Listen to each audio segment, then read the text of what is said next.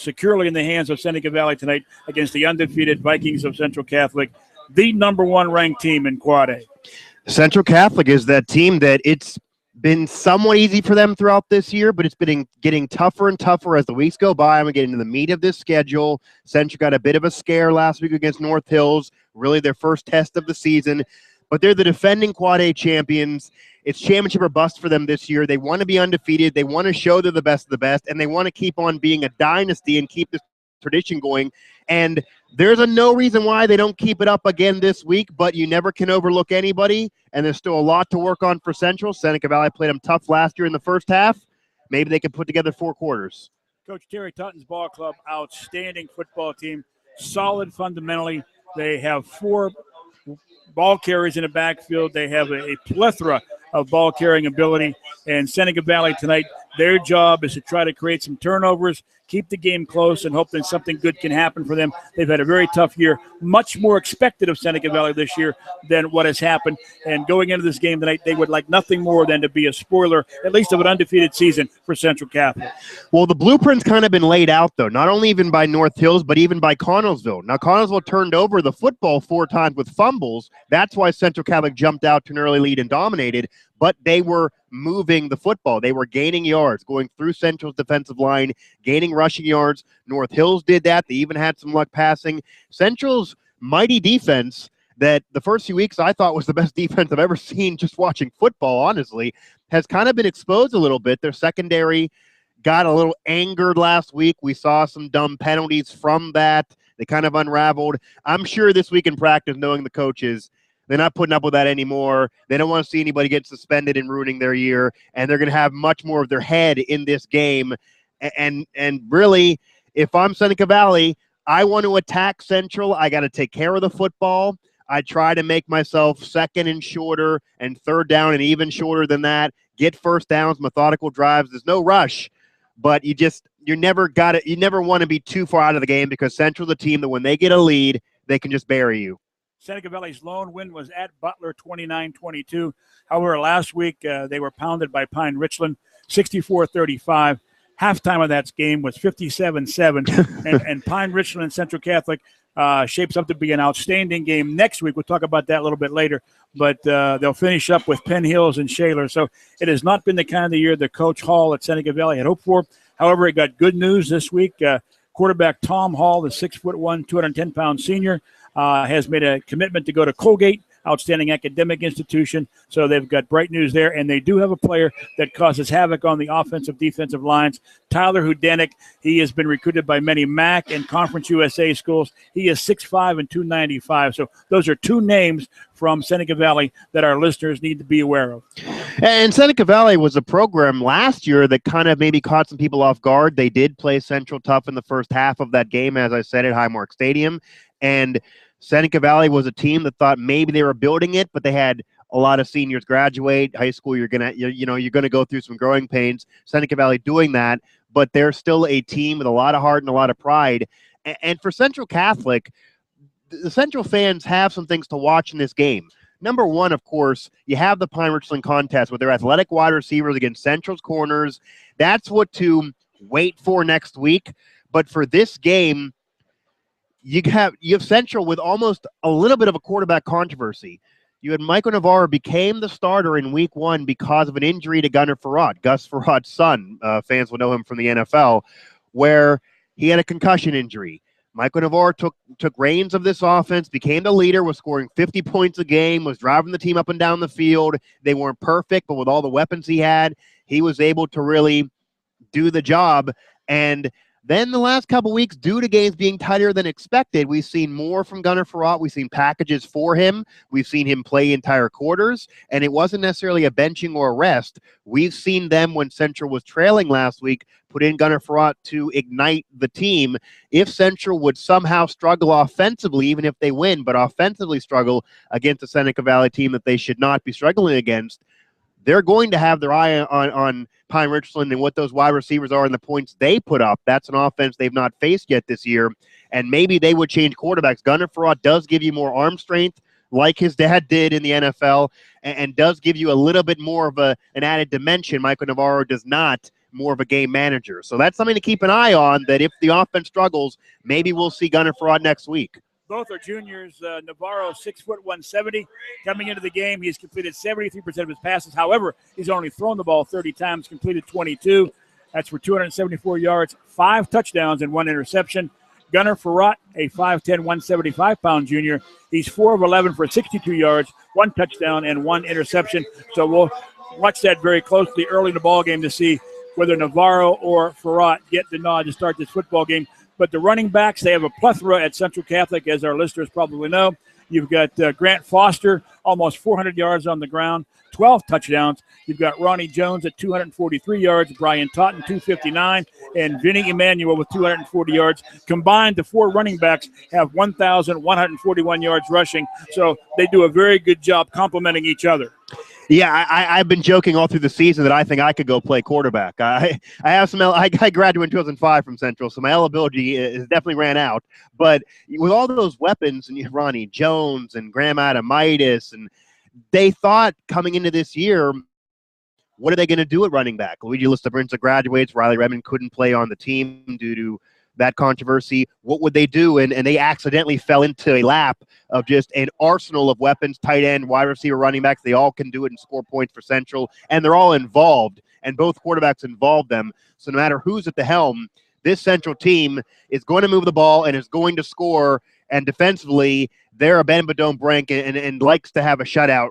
Seneca Valley needs to make sure they don't get too far down early and do not turn over the football. Seneca Valley has won the toss, and they have elected to receive. Central Catholic will kick off. Central Catholic in their white road uniforms with their blue helmets, and, of course, they are blue and gold color, while Seneca Valley is in their solid blue uniforms, Columbia blue and black, and they've got the dark blue uniforms on the black shirts.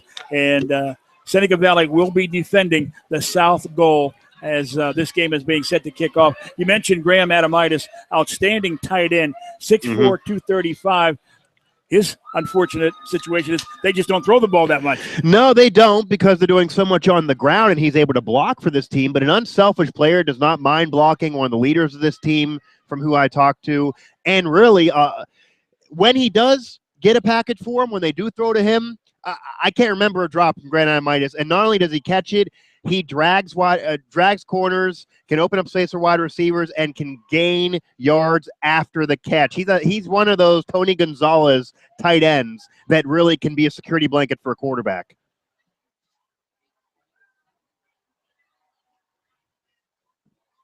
Late arriving crowd at his senior night here for Seneca Valley. And they had a boatload of seniors, players, band members, and cheerleaders, color guard, and the like. Kicking off for Central Catholic will be Mitch Magzora, an outstanding place kicker. He's 28 of 29 for extra points and 2 of 3 in the field goal range.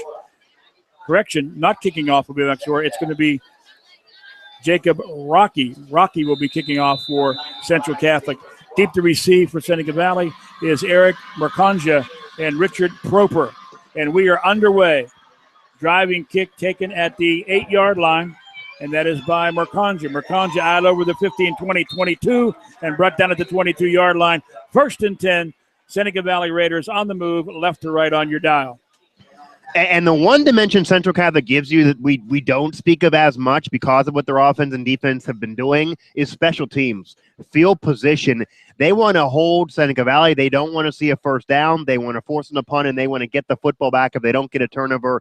Already in Seneca Valley territory, so many touchdowns already in the opponent territory for Central Catholic this season. Quarterback is Thomas Hall. His running backs, Corey Lasky, Mason Dehart, and Samuel Henson from the shotgun formation.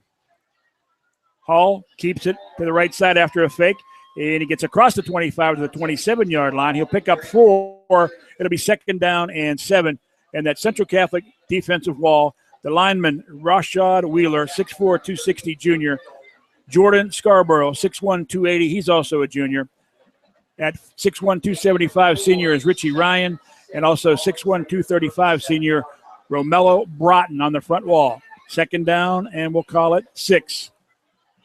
Handoff in the backfield. That is Mason Dehart, and Dehart is stopped for a loss. Back to the 20, 35. Good penetration. Yeah, and they're trying to do the outside running against Central. Get him on the weak side. But Central's defenders, they don't miss tackles. They just do not. They go after the football. They bring in a double team, and they do not miss tackles. It's hard to really gain too much on the ground against the Central defense, even though teams have had some success recently. 3rd down and 8 for Hall. We've got a flag down before the snap. Let's get the rest of the Central Catholic defense for you. The linebackers are Brian Glover, 6'3", 200 senior. David Adams at 6'2", 215, a sophomore. Cullen Buckley, 6'2", 210, a senior. The defensive backs, DeMar Hamlin. You'll hear his name a lot tonight, 6'1", 185 junior. Brian Garner, 6'2", 185 junior. Senior Joe Tyndall, 5'11", 185. And John Patrician at 6'3", 200 and a senior. This Central Catholic defense, 19 takeaways this year. 10 interceptions and 9 fumble. Yeah, and almost all 19 end up being points for the offense, if not the defense giving it to them themselves. And Johnny Patrician, you read him on the defense. You could also read him on the offense. He holds the extra points. The man is versatile as ever. Procedure penalty against Seneca Valley makes it 3rd down and 13. On a crossing pattern, Hall is completing the pass to Corbin Kessler, but he is stopped well short of the 1st down. And it'll be 4th down, and Seneca Valley have to punt the ball over to Central Catholic. On the tackle for the Central Catholic Vikings, Joe Tyndall, along with Cullen Buckley. It'll be 4th down and 5. Central Catholic always lays a little bit of a thud on you, too. After making the tackle, they bring you down to the ground as a boom squad defense would, and they want to force turnovers. Not able to force a turnover here on the possession, but still going to be excellent field position for the Central offense. And Hall will punt the ball out of the quarterback spot from the shotgun, a short kick, and bounces, takes a Seneca Valley roll out of bounds near the 25-yard line, and that's where the Vikings will take over. 1st and 10. They'll actually spot the ball at the Viking 27-yard line. 1st and 10 for Central Catholic. So let's take a look and see which quarterback makes his way onto the field. Looks to be Michael Navarro, which would be number 14 for Central. And he's been starting every game except for week 1 when Gunnar Farad started the season. So he's been the starter every week. But I would imagine Gunnar Farad will see action in this game. Navarro, 6 foot 170 and a junior. We'll give you that offensive line after the first play. Out of the broken eye formation, Navarro, the quarterback. Tight end to the right. Split left. Give it off to the second back through, and that'll be short gain. But a great job of fighting for extra yardage is Grant Foster, and he is now over 400 yards on the season. The center is Eric McAllister, 6'2", 270 senior. The guards are Mike Zigmund, a junior, 5'10", 265, and senior Brandon Quinn, 5'11", 255. The tackles are C.J. Thorpe, 6'5", 295, a sophomore, and Donovan Slater, 6'3", 260, sophomore. And the tight end is Graham Adamitis, 6'4", 235, senior. It'll be a gain on the play of 2, 2nd down and 8. That was almost a loss. He got 2 on the play. Man in motion, sets the wing to the right side.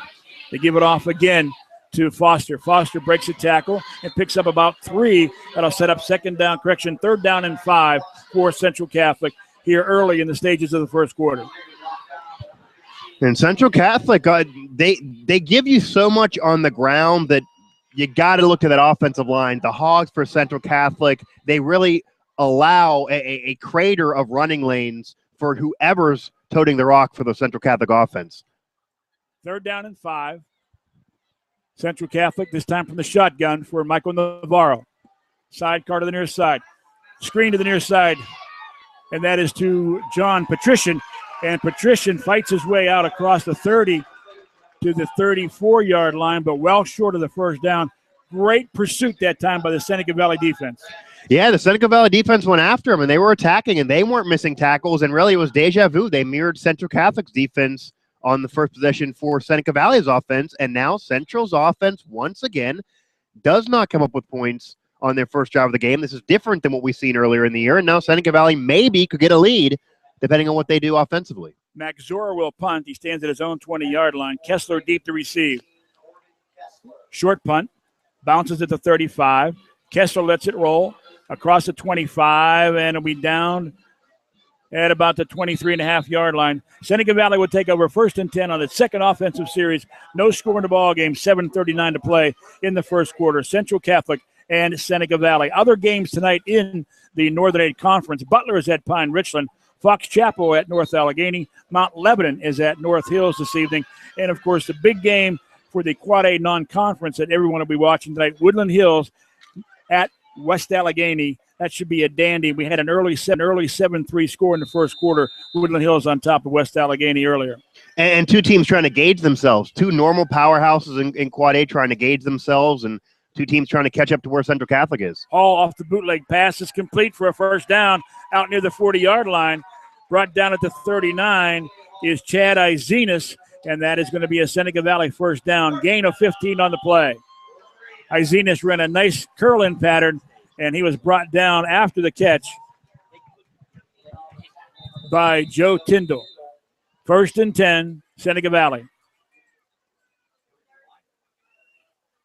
Hall keeps it to the near side after the fake. Across the 40, 45, midfield and into Central Catholic territory. A gain of 13 yards and another Raider first down. Early on, this does not look like a 1-6 football team. No, you wouldn't know the records based on the early goings of this game. Seneca Valley running right through Central's defense, but that has been how teams have been successful the last few weeks. Connellsville did the same. They just couldn't hold on to the football. Teams have been able to penetrate the Central Catholic defensive line. Hall, left side, puts the ball on the carpet, recovered by Central Catholic. Now does Seneca Valley get it back? Yes, they do. Somebody from Central got their hand on the ball, but stolen away by Seneca Valley. And you lose it in the scrum, maybe try to pick it up and run with it. That Central Catholic's been so good at when you can recover a fumble, you lay on it and retain possession for their offense. But that's the example. You're gaining yards, you're having momentum. You got to hold on to the football, and you cannot turn it over. I just cannot emphasize enough for anyone playing the Central Catholic defense. They wanted to pitch the ball to Mason Dehart, and Hall didn't get it off. Now a quick pitch out in the flat to Dehart, and he is brought down. It'll be a loss of 1 on the play. Outstanding penetration and pursuit by the Central Catholic defense. Richie Ryan, Romello Broughton on the stop. It'll bring up a 3rd down and 19 now for Seneca Valley. As their drive right now looks to be stalled. Big 3rd down play for the Viking defense. Central jumps. Looks like a neutral zone violation. Quarterback for Seneca Valley was in the shotgun. They were going to, I guess, try their first pass of the game, if not for the penalty. In talking with Coach Hall yesterday from Seneca Valley, he said, we're not eligible for the playoffs. We can't make it. Mm-hmm. But this is our bowl game. This is our playoff game tonight. Senior night, hosting the defending champion Central Catholic Vikings. This is our playoff game tonight, and they're playing that way. Oh, if you want to carry some seniors off on shoulders, you do it by beating the undefeated defending Quad A champion Central Catholic with all the tradition and the history. Yeah, absolutely. This would be a win for them to be remembered by. It is now 3rd down and 14. Out in the flat, the pass is over the hands of Mason Dehart. Incomplete. Brings up 4th down near midfield. And we'll see what Seneca Valley does again. Will they have the quarterback stay in short shotgun formation and punt the ball? Now they'll send the punt team on. And looks like they'll try to pin Central Catholic deep. Chad Izenas is the punter. The long snapper for Seneca Valley is Zach Wilson. That's one of those, you got to come up with it, though. You got to catch that. A wide open receiver, a corner right in front of him, but would have been for the first down. You got to catch that football. Izenas gets the snap, gets off a high punt, pretty good punt, and a fair catch is called by Central Catholic inside the 20-yard line. Fair catch is called by Ronnie Jones, and once again, Central Catholic will start its second possession from the 18-yard line. With 5:40 to play in the first quarter, there is no score in this Northern 8 contest between the 1-5 Seneca Valley Raiders and the 6-0 Central Catholic Vikings, the defending champions of the WPIAL. It took Central Catholic till late in the first half against North Hills to get on the scoreboard. That was a defensive struggle of a game. People were surprised by that, but North Hills, a team 4-1 that is going to be in the postseason picture. Seneca Valley, I don't think anybody thought would be able to do this at Central early. Trips to the near side. Navarro, the quarterback. Long count. Straight ahead, handoff. Big hole. He may go the distance. Touchdown. Brian Totten goes 82 yards for Central Catholic. They had trips to the near side. It opened like the Red Sea, and Taunton goes 82 for 6. And Taunton normally bumbles and stumbles, the bulkiest of all the Central Catholic weapons, able to turn on the Jets and get an 82-yard touchdown for Central Catholic's fullback, Brian Taunton. He almost had a touchdown in week 1 of the season, but was tripped up on the grass. He finally gets himself into the end zone. Max Zord attempt the extra point. He is 28 of 29 on the season. The hold, the kick is up, and the kick is perfect. 7-0 Central Catholic on top of Seneca Valley. And, well, I tell you what, that is a home run ball from a person you don't expect to go 82 yards. Now, honestly, yeah, he would have been my 5th pick, and it's not even an insult to him. He's not built physically to go 82 yards, but he was able to get in front of the Seneca Valley defenders. He was able to outrun them. It shows you how many athletes Central Catholic has. It wasn't Johnny Patrician going 82. It wasn't Foster going 82. It wasn't even Graham Adamitis. No, it was Brian Totten, the fullback, going 82 yards. They're blocking for him. He gets a touchdown. They get him on the stat sheet. And now Central Catholic, in a blink of an eye on one play, now has that touchdown. And it goes to show you why you got to seize the day and capitalize when you have momentum. Seneca Valley playing right with them, but no points. Central Catholic now up 7-0. Taunton came into the game averaging 9.9 yards per carry, 259 yards on the season. That is his first touchdown of the year. Yeah, he should have had one against it might have been against Bethel Park. One of the first couple weeks, he should have had a touchdown, was tripped up on the grass, and it would have been about a 40-yard touchdown then. This becomes an 82-yard, so he doubles it up and gets his first TD. Jacob Rocky will kick off once again for Central Catholic, and it's a punch kick to the near side, to the far side, I should say, and it's recovered by Central Catholic. Did he stay in bounds? Looked like he was laying in bounds to me. Central Catholic sideline going crazy. One of the gunners on the far right side grabbed that ball at the 36-yard line, and I'm sure it's something that Terry Taunton saw on the film that they could get away with on the kickoff, and they do. 1st and 10, Central Catholic at the Seneca Valley 35-yard line. Yeah, and the Brian Taunton touchdown was against Shaler. It was week 2 where he should have had his first touchdown. But Central Catholic's offense now, they're getting cocky. They have their swag back, and to put a trick play in there and retain an offense, they want to say, hey, we're stop playing with you, and we're the undefeated Vikings for a reason. Grant Foster, the running back, sidecar to the right of Navarro. Slot to the near side. They bring it back and pitch it around to John Patrician. Patrician has blockers and room. Far sideline brought down after a nice gain near the 25-yard line.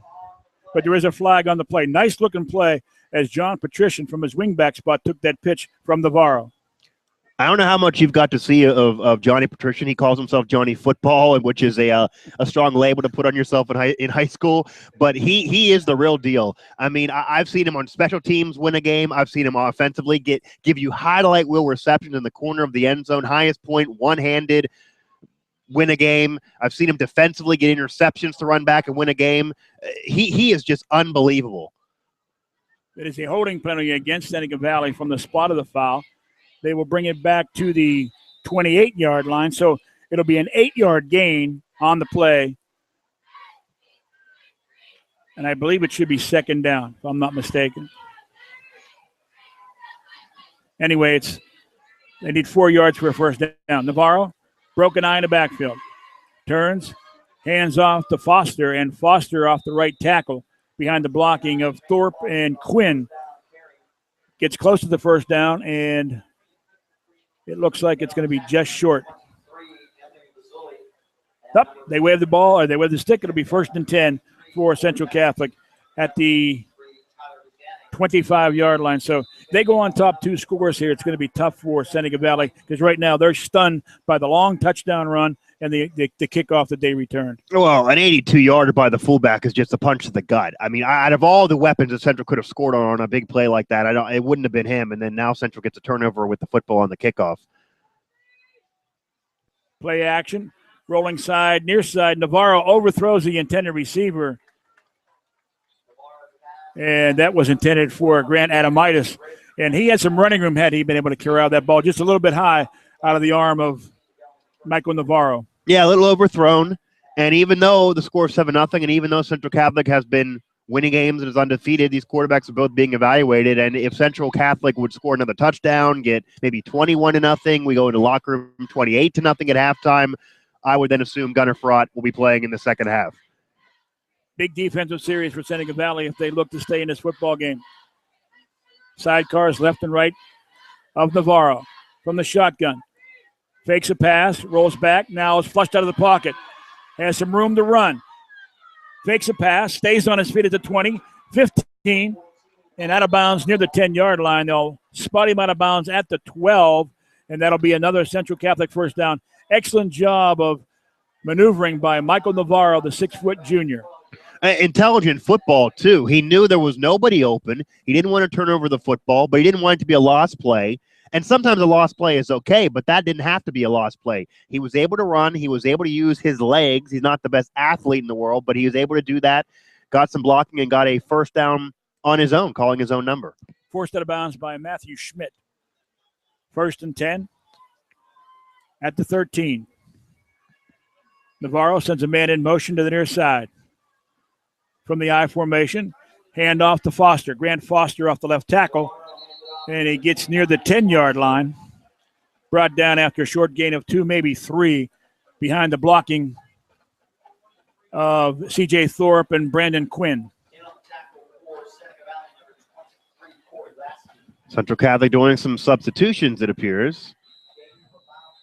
Johnny Patrician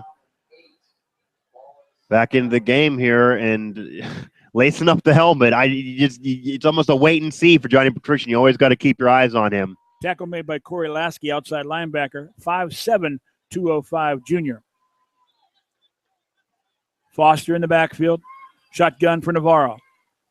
Looks, stays in the pocket, now rolls to the right side. Looking at the 12-yard line. Fakes the pass and is going to get inside the 10 and brought down around the 8-yard line, maybe to the 7. And that'll bring up a third down and about 5 for Central Catholic. 3rd and 5. Make it 4. 3rd down and 4 for Central Catholic. Clock rolling at 2:55 in the first quarter. Seneca Valley playing the pass. Defensively, they were spread out playing the pass, which allowed Micah Navarro to maybe consider running again. And the numbers on the season passing the football for Central Catholic, they've thrown the ball or attempted to throw the ball more in this first quarter than I think anybody would have thought. In the whole season, they've thrown 40-some passes. Well, and they were a team that going into the season wanted to open up the playbook. They wanted to be more of a passing team. They wanted to do more of the West Coast offense, which they've now done with Michael Navarro. But they weren't able to because of the injury, because of how the season unfolded. And last year they thought they could do that too, but with J.J. Constantino, he didn't have to. He got himself to Florida State with barely throwing the football and Legion Lista Brinza winning games. This year, now they're finally opening up that playbook. Seneca Valley on defense comes up with a big 3rd down play here, and Central Catholic decides to call a timeout with 2:43 to play the talk over this big 3rd down call. And don't forget, they have a very good place kicker, Mitch Magzura, 2 of 3 in field goals. And you've seen Terry Totten's team play all the season. If they don't make this touchdown or the first down on this play, you think he boots it, or do you think he goes for it on 4th down? I mean, because of the field position, I wouldn't be surprised if they go for it on 4th down at all. But they field goal wise, they've missed a couple, but they've been very accurate field goal wise. And he's not necessarily a throw all your chips on the table coach, but he's been less conservative this season than even in the past. 3rd down and 4, deep pitch in the backfield. That is Foster. Foster is brought down for a loss. Back to the 8-yard line. Correction, that is not Foster. It's Ronnie Jones. He is brought down for a loss. So now it's 4th down, and it'll be at the 8-yard line, and it'll be 4th down and about 6. So let's see what Terry Totten's going to do. He's going to kick the field goal. Yeah, and 4th and 6 isn't 4th and 1. So 4th and 6 is looking like the field goal. And I don't think he minds maybe giving his field goal kicker some work, because in a game against Pine Richland in the postseason, you might need to be kicking field goals to win. It might not always be touchdowns. Cullen Buckley will hold for the place kicker, Mitch Magzura. It'll be from the 15-yard line, so it's a 25-yard field goal for Magzura. The snap is good. The hold is good. The kick is true. And we've got 10 points on the board for Central Catholic as Magzura kicks a 25-yard field goal. Not a touchdown, kind of a victory there for defensively for Seneca Valley. They're still within 2 scores, but 2 touchdowns, and they'd have the lead. 10-0 Central. No one's overpowering anybody. Nothing's too bewildering. They're still into the game, and offensively moving the football. They got to take care of it. And Seneca Valley's defense, really, you got to give them their dap. Except for one play, 82 yards by the Central fullback, Brian Totten. They've been even with Central Catholic. So Central Catholic with this 10-0 lead, looking for their 7th consecutive win of the season. They are the defending WPIAL champions. They've been a powerhouse in Quad A for the last 15 years, and what a job Terry Totten has done in Oakland with this football program. Taking over for Mr. I was just about to say, Mr. Art Walker. Mr. Walker, who went to North Allegheny, who's having a tough year. He is, and this is really why Central Catholic feels they could be a dynasty like North Allegheny was, because North Allegheny has had a tough year. This is wide open for Central Catholic to go back-to-back. Rocky's kick comes to the 10, Eric Mercanja. Mercanja to 15, 20, 25, and out near the 30-yard line. A 20-yard return by Mercanja, and it'll be 1st and 10, Seneca Valley Raider football after that 20-yard return. I mean, you look at Quad A, Woodland Hills has been a roller coaster. Upper St. Clair hasn't really, they're not knocking anybody out. North Allegheny's played Central, and they almost were mercy ruled. They were in the game a little bit. They played them tough, but they're not who they used to be. Central Catholic has been the prohibited favorite this year to be back-to-back champions, to win the Quad A championship, to tack on the trophy case against North Allegheny for the 2 teams that have been the best in the last 15 years, but nothing is given, of course. On 1st down, Seneca Valley runs the football and nowhere to go, as DeHart will get maybe 1 to the 31-yard line, as that interior of the Central Catholic defense stands up tall. Richie Ryan, along with Jordan Scarborough and linebacker David Adams. Gain of 1, 2nd down and 9. If Seneca Valley could somehow threaten, somehow get points, even a field goal, before the end of this quarter, or at least on this possession, that would really say something. Hall takes it after the bootleg, comes in and spins, and is brought down to the 36-yard line. A good run by Hall, and knocking him down, Cullen Buckley, and it'll be a gain of about 6 on the play. Let's call it 3rd down and 3. Seneca Valley did pick up 2 first downs on a previous possession before the drive stalled. It's now 3rd down and 3 at the 37. Hall hands off to DeHart. Will pick up a couple, but he'll be short of the first down sticks. Brings up 4th down and a long 1, and a big decision for Coach Hall. Yeah, and really, when I'm 1 and 6, what do you got to lose? And it's Central Catholic, and if you're saying this is your Super Bowl, then treat it like it's your Super Bowl. 4th and a long 1. Central might have jumped. There's not a flag yet. Yeah, he looked like he was close getting into the neutral zone. Hall looks to his coach for the decision what to do. Don't forget, he can punt the ball, which he did earlier, and he's going to do it again. And it's going to come to the near sideline and goes out of bounds inside the 30-yard line. And that will end the first quarter with the score, Central Catholic 10, Seneca Valley nothing. Randy Cosgrove along with Mike Asti. Our producer on site is Jeff Wink. Glad to have you aboard for the ride on the Champs Sports Network. This is Charlie Back, and you're listening to Champs Sports Network, where champions are heard.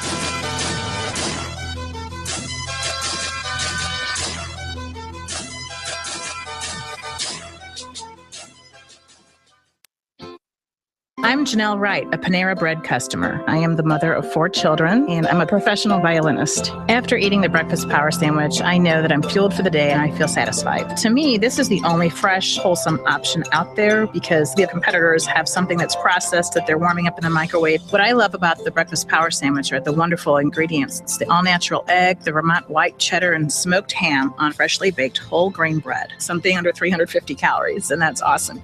Panera Bread, make today better. I'm Scott Davis, the head of Panera Bread's culinary team, and I want to tell you about our new spinach power salad. The idea behind this salad is to give you sustainable energy to get you through the day. We started with baby spinach. Can't get better than that for a green. Roasted mushrooms, take some olive oil, you season them up, heat them over the fire real hot, caramelize them, add a hard-boiled egg to that, a little applewood smoked bacon, great smoky Vidalia onion vinaigrette that we created, and you top it off with some frizzled onions just for some fun. The new spinach power salad, only at Panera Bread. Don't This is Charlie Batch, and you're listening to Champ Sports Network, where champions are heard. Back for second quarter action at Seneca Valley High School.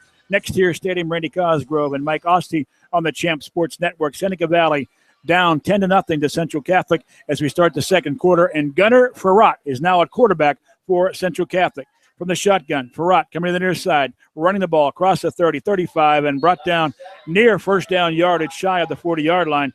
So Coach Terry Totten puts in the backup quarterback. Actually, they're 1-1A, and he picks up 9 yards on the play.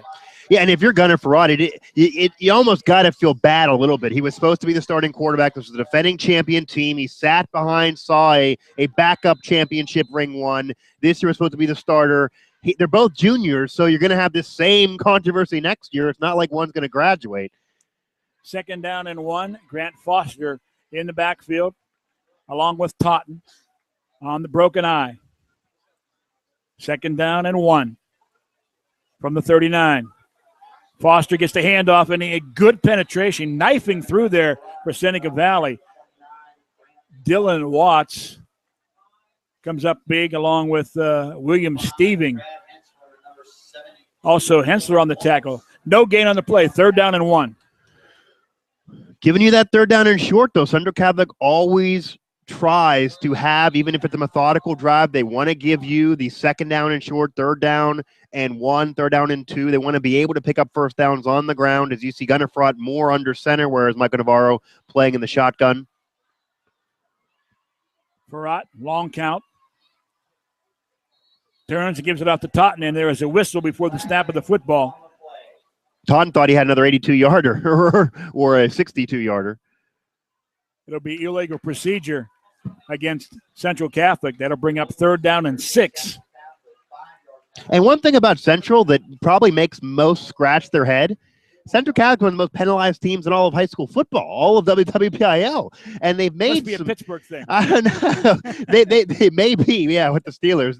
They made some kind of boneheaded penalties, but they said they want to be aggressive. They almost don't mind it. They know they're good enough to rebound from those penalties. Totten a single setback behind Farrat. Slot to the left side, wide out to the near side. And they give it off to Totten. No, it's a fake, and it's on the belly. Farrat will keep it on the bootleg as they went to the far side, and Farrat will pick up maybe a yard, but that'll bring up 4th down. As, again, the Seneca Valley defense does a very nice job reading and pursuing. Yeah, how about the Seneca Valley defense? With the exception of one play, for 82 yards and a touchdown run by Brian Totten, the fullback for Central Catholic, this Seneca Valley defense has been taking punches, but swinging punches right back. And they are not allowing Central to get over on them yet here in this first half. Max Zora will punt. Kessler deep to receive. Kessler will let it bounce at the 38, and it's going to go across the 30, down inside the 23-yard line, and that's where Central Catholic will down the football. And you see it at all levels of football. The punt return man, even if you don't have a chance to return the ball, make the fair catch, because that's the hidden yardage in football that you can't figure out unless you really know football. They lost 15 yards on that play by not calling the fair catch. Yeah, there's no reason to try to be too cute or to celebrate out there or think you're going to make something out of nothing. Call the fair catch when you have that much of a rush in your face. And really, usually when you need to call a fair catch and you don't, it could be a turnover and you could fumble that football. Luckily for him, it just ends up being a 15-yard loss. 1st and 10, Seneca Valley now moving right to left. Down 10-0. The ball will be at the 23-yard line. Hall in the shotgun. And he juggles the snap. He'll keep it himself. And after a fake, is going to be hit and swarmed under. And he'll strive for 3 yards. Excellent effort by Hall, the senior quarterback, to pick up 3 yards on the play. And he's going to Colgate. He is 6'1", 210. Injured early in the season and expected to have a big senior season. And like his dad, he said, tonight is my Super Bowl, my playoff game. These seniors, it's their championship. This is what they want to be remembered by, beating Central Catholic. Hall off the belly again, keeps the football and is hit and stopped. He may have gotten back to the line of scrimmage, but that's going to be about it. Richie Ryan along with Romello Broughton. And those of you Buckley make the stop. Those of you on the radio side, West A up 17-7 over Woodland Hills. Yeah, so a AAA team that's won championships in AAA doing it to Woodland Hills. In that game, far from over, though. Absolutely. It's amazing what Bob Palco has done at West Allegheny. Year in and year out, consistency, a fundamental program. He develops his program to the talent that he has. 3rd down and 7 for Seneca Valley. Hall from the shotgun will throw. Drop back, looking now. Shovel pass, and it's intercepted by Central Catholic, and that is DeMar Hamlin on the return, and he'll go in for the touchdown. DeMar Hamlin goes in from 23 yards on the interception return, and Central Catholic goes on top 6-0. And we told you you'd hear Hamlin's name a lot tonight. Not much before that, but right there, he puts a big mark on this game. And if you're not going to hear Hamlin's name, you hear Buckley's name, you hear Glover's name, and they usually lay the boom, and Hamlin can get you the smooth interceptions and turnovers for a defensive score. Central Catholic, a patented defensive touchdown on just a mistake offensively by Seneca Valley, an errant throw, turned over, intercepted, pick 6, Central Catholic, another touchdown. It was a shovel pass that went off the hands of the receiver, right into the hands of Hamlin, and he took it down the left sideline. Good read and reaction. The hold, the kick is up, and Magzura has it through the uprights again at 7:57 to play in the second quarter. 17-0 now.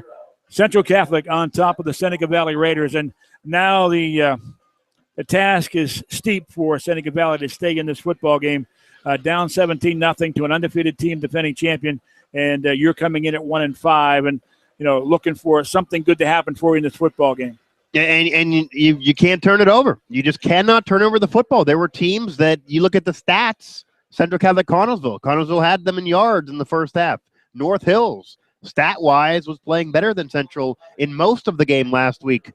Bethel Park and Fox Chapel could even say that for spurts in those games, but they turned over the football, and Central Catholic capitalizes and puts an exclamation point when you turn it over.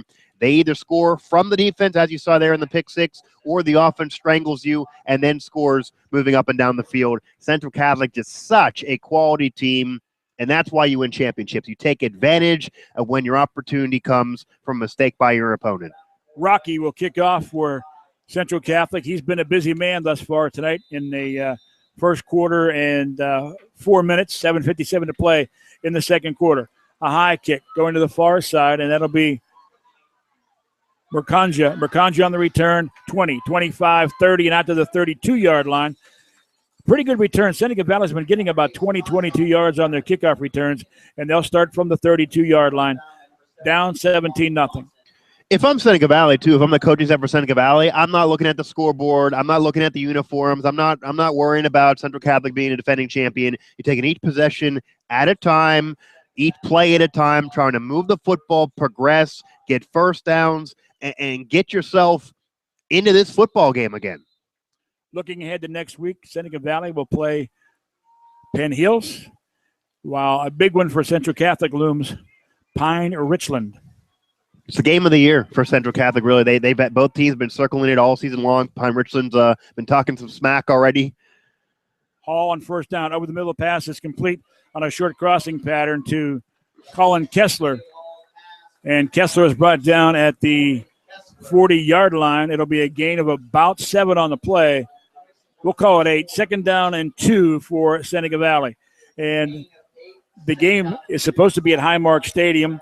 We understand that there may be some conflict with the stadium regarding whether or not there's going to be a strike by the laborers on hand. That game is scheduled to be moved to Carnegie Mellon if, in fact, it cannot be played at Highmark Stadium, and it still would be on Friday.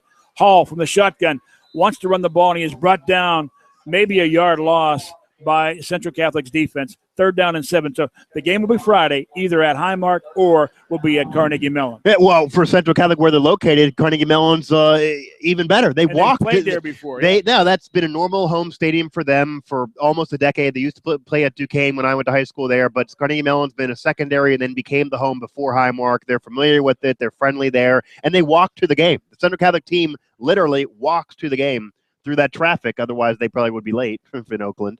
3rd down and 7 for Seneca Valley. And when we get time, we'll tell you about all the guys on the Seneca Valley sideline with their red baseball caps on and what they're doing. 3rd down, Hall from play action. Looks, now rolling to the right side. He'll keep it, and he gets near first down yardage and looks like he may have gotten it as he crosses the 43-yard line. They've got about 6 or 7 players on the sideline in uniform with red baseball caps on, and they're all giving signals.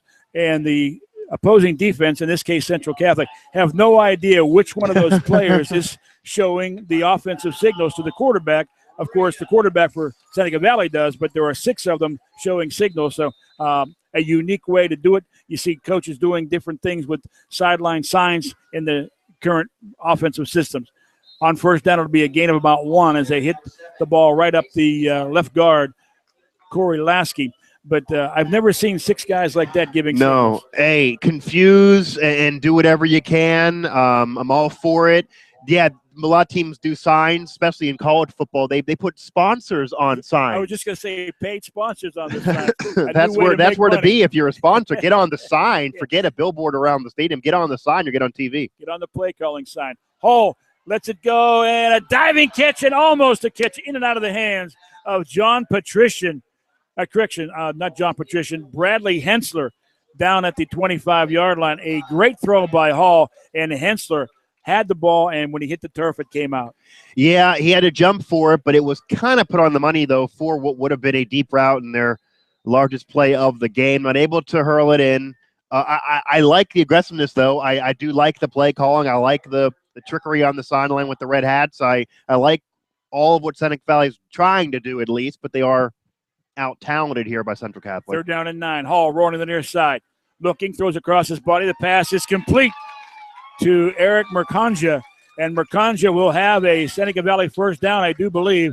They'll spot the ball at the Central Catholic 46-yard line. So a nice job by Hall, rolling left, throwing against his body, and the completion to their number 1 receiver, Eric Mercanja. Yeah, we talk about college football with the signs and the sponsors. That was a college football play for a quarterback, having to roll out, get outside the pocket, avoid the rush, make the completion. Wide receiver keeps it despite 2 defenders on the tackle, and the first down for the offense. This time they'll line up in the offset pistol. Hall goes up under center, now walks back in the shotgun once again. They'll reset the running back. You really could laugh and get entertained from all those red hats. Different signs from all of them. Hall keeps it near side, 45 down to the 42-yard line. Hall picks up about 4 on the play to bring up 2nd down and 6. And, again, the more I watch this team, I'm trying to figure out how they're 1-5. Yeah, definitely. It's a good football team. This is a good football team, at least from what we're seeing. I didn't get to see them too much the first 5 weeks, but from what we're seeing here, it's a good team. You have to remember, Central Catholic's undefeated, the defending champion, an all-star roster. So they're giving you more of a fight than some other teams had against Central. 2nd down and 6, 4:42 on a rolling second quarter clock. Now they'll reset the running backs as Mason Dehart shifts to the right side. Play action. Dehart gets the fake. Hall rolling to the right side. Pass over the middle, and it is off the hands of a defender and into the hands of a receiver of Seneca Valley. It'll be another Raider first down, and that is Chad Izenas, the 5'10", 180-pound senior on that catch. A defender got his hand on the ball, but he was in the right place at the right time. Yeah, a bit of a fluky reception, bouncing off of what could have been an interception, then becoming completion. Your knees are you're almost already on the ground. You fall and end up just laying there to stop the yardage, but a completion, and there is the biggest play of the day now for Seneca Valley as they move into Central Territory. And getting on the scoreboard, if possible, before the end of the half is key for Seneca Valley. Plenty of time, 4 minutes left. Hall from the shotgun in the pocket, and he is sacked. He is sacked back at the 38-yard line. Coming through there with that big tackle. Very, very tough on the line of scrimmage. That is Richie Ryan, the 6'1", 275-pound senior. Loss of 9 on the play. And Richie Ryan taps the quarterback on the head. Hey, it'll be all right. When you look at that, Central Catholic, that's their first sack of the game, but they're always bringing the heat. They're always blitzing. They're always trying to get in the kitchen and the face of the opposing quarterback. And it allows you to maybe, if you have a quick release, to complete some passes. We've seen quarterbacks do that yet today for Seneca Valley. Shotgun again. Double wide receiver near side. Flanker to the right. Hall sets up in the pocket. Now rolling to the near side. Rolling left, it is hit and is going to be brought down with a vicious tackle. Coming up to make the tackle for the Vikings is Brian Glover, a linebacker, 6'3", 200-pound senior. And that loss will bring it back to the 42-yard line. Brings up third down and about 21. Yeah, just when you think maybe Seneca Valley could put points on the scoreboard and could maybe get rid of the goose egg here at halftime, they'd be only within 2 touchdowns or 2 offensive drives. But Central Catholic's defense had other ideas. They've had their best passing success over the middle. Floating in near one down the sideline. Intercepted by Central Catholic. On the interception return, that is Bryson Garner. Garner, the near sideline, 45, 50, 45, and down at the 42-yard line. Bryson Garner brought down on the return by the quarterback, Thomas Hall. There is a flag down, but he floated that ball down the near sideline, and Garner timed it perfectly. That's one of those pitch and catches thrown in a double team. It almost looked like the football was intended for Glover. He jumps up there, gets the interception, and then gains yards already into Seneca Valley territory now for Central's offense. That's just, you cannot turn it over. They move in the football again, but you cannot turn it over. Central Catholic already with 1 defensive touchdown, and now maybe points off of a turnover. On the return, the penalty is against Central Catholic. And they'll bring the ball back to the 35-yard line. Yeah, that takes them out of Seneca Valley's territory, so now they're going to be in their own territory.